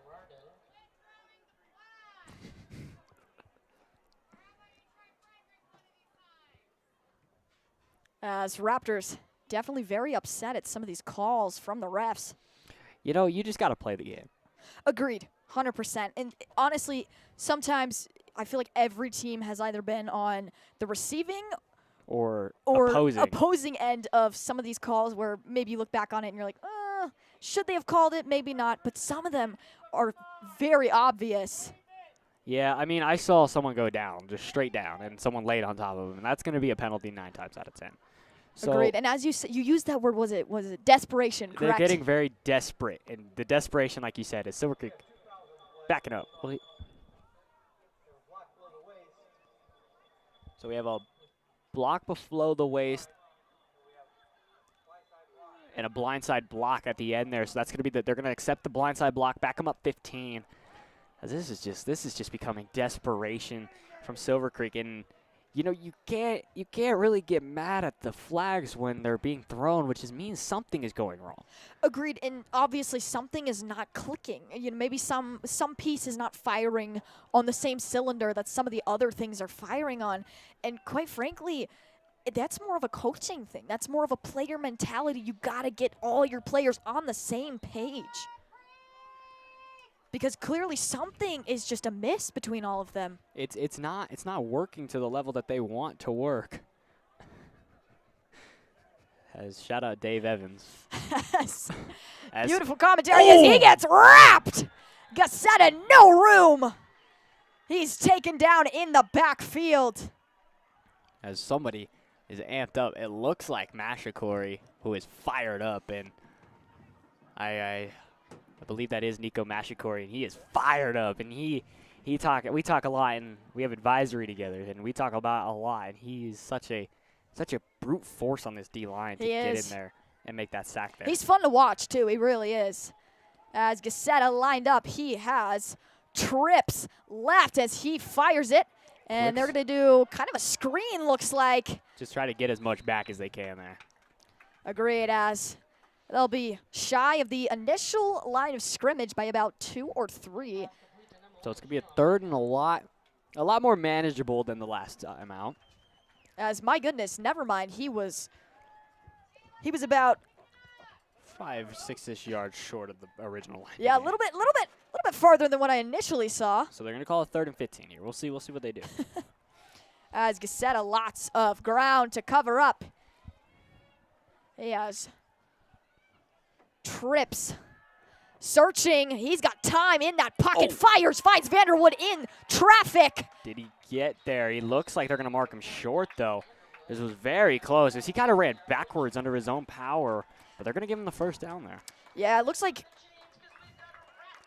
Interesting look there. It was very, very close. They might have gave him the forward progress that time for the first down, but how much time do they need? They need to score quickly. Clock is winding down. They're running that hurry-up offense that we saw a lot last drive. Yeah, he did backpedal a lot, too, which was fascinating as Gazzetta takes the snap. He doesn't have time in the pocket. He's just going to take it himself. He was flushed as he's going to secure that first down for the Raptors, moving these chains, and some frustration being shown now as, what was that? Salmeron. Yeah, Marcus Salmeron frustrated that he didn't close that gap fast enough. He's been really frustrated with himself tonight, and I wouldn't say he needs to be. He's been playing great football. Pressure once again as almost taken down by the ankles. Marlo McCoy, his name is being mentioned a lot tonight, and rightfully so. Yeah, McCoy been an impact player, not just for this game, but last game. These two have been his breakout games, I feel like. He's had his performance. He is getting more recognition now than he was the previous weeks. And it's good to see him. He's showing out in these league games. He wants to make his name known on that D-line, and he has been. I really thought he was going to get the sack there, but he was just short by about a shoelace, I want to say. Maybe a hair, give or take. As Gazzetta, he has 4 verts. He's going to send him out deep as he launches a wobbler, and that'll be picked. Oh, my. Beautiful pick. Give 2 Guess- for 2. guess- Reno DiGesualdo. Who is Reno DiGesualdo again? And he has had 4 interceptions in 2 weeks. Salmeron gets up, and this has just been a nightmare show offensively by Gazzetta, and we start seeing the Silver Creek fans starting to leave. Yeah, they're starting to file out, and honestly, I don't blame them. Trying to beat traffic. I feel like a lot of them are realizing, hey, this game is winding down. With that pick, that seals the deal. And that we saw it again last week against Loveland, and DiGesualdo did what he did then. He got that game-winning interception. The game ended because of that interception. Frederick would go down to drive down, and they were just about short of scoring. But a minute 50 left. Yeah, no time whatsoever. And as we hear a warm the buses from the Frederick rowdy crowd. That's pretty loud, too. The fact that we can hear it from here, as they're just going to keep this on the ground with Del Pitts. Oh, man, he's still going. They're going to give him the first. And Del Pitts doing a good job getting his foot in the dirt and just going and going and going. He's not stopping until he is taken down. And that's how Del Pitts plays. That's how his mindset is. It's just to keep playing until he's down. Exactly. That's the mentality to keep with you, as they're just going to let this clock wind down to the best of their ability. They did get a delay of game last week for letting the clock wind down. So the ref, if you could actually see the ref at midfield right now, Carly, he's actually counting how much time they've been using. What have they got? 40 seconds. Okay, he's sitting back there 10, 20. You know, he's sitting back there doing what he does. And he's counting that clock just to make sure Frederick does not get. But it sucks because there's no shot clock. There's no clock that visually tells you. Agreed. As once again, just another toss, exact same play for Del Pitts, as he'll be able to rack up a few more yards. Looks like a gain of 9 on that first down in this clock. We are within the last minute. They're going to mark him just about short. He made a good job breaking that tackle there early on. He broke the middle linebacker's tackle and just kept running. And then again, he just got swarmed up right at the secondary line. And Del Pitts, obviously, he doesn't really care too much about the statistics right now. He's just knowing, this is another game, 2-0 in the league right now, coming off a 5-game win streak as they head into the victory formation. And rightfully so. Man, what a game this was for them, honestly. Can't help but give all the props to that offense and that defense. Really, the two of them together just meshed perfectly. This has been a beautiful game for Frederick. We'll see Silver Creek fall to 4-3 on the year. Frederick will advance to 5-2 with a huge 5-game swing. Started 0-2. This is very similar to last year. Started 0-2. Now are 5-2. And next week, Carly, I believe it's Pooter. I am very home. excited for Poodle. Poodle. Poodle.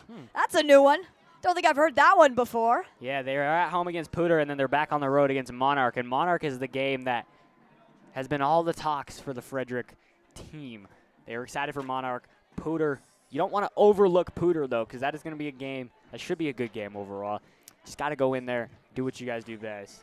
That's going to be you and Dante back on the call there. Yes, I completely forgot about that. Dante Lechuga will make his return. The fabled lettuce. Let us talk. Go check him out on Instagram. Yes, please do. Shout out his Instagram. It's honestly, his hot takes are cool. I like him. He puts a lot of thought into them. So if you couldn't get enough of him here, please go get more. I was going to say, be my guest. Get some more of his exclusive content. Plus, the basketball season coming up too for him. We'll see how that Frederick boys team looks this year.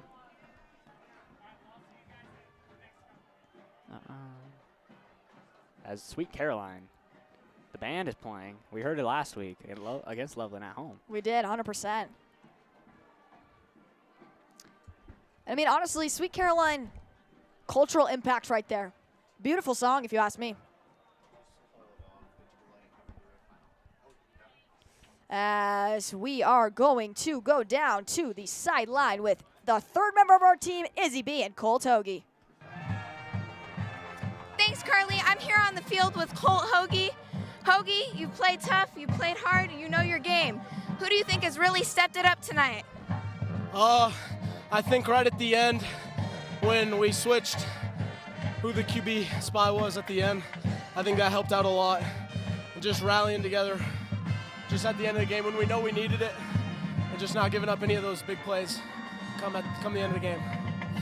That's great. I'm glad to hear it. My last question for you tonight is there anything you think you can improve for your next game against Purdue? I think just going back to practice, understanding what everybody's job is, and just making sure everybody's locked in and on their read, and just keep our wins rolling into league play. Thanks for your time, Hoagie. Hey, thank you, guys. Back to you, Carly. Thank you so much, Izzy. As tonight's broadcast of your Golden Eagle football versus the Silver Creek Raptors has been brought to you by a talented crew of students here on the Golden Eagle Broadcast Network. I've been Senior Carly Evans alongside Senior Ian McHenry. Our director tonight has been Senior Wyatt Morrison. Our camera operators are Marcus Key and Ethan Delaire.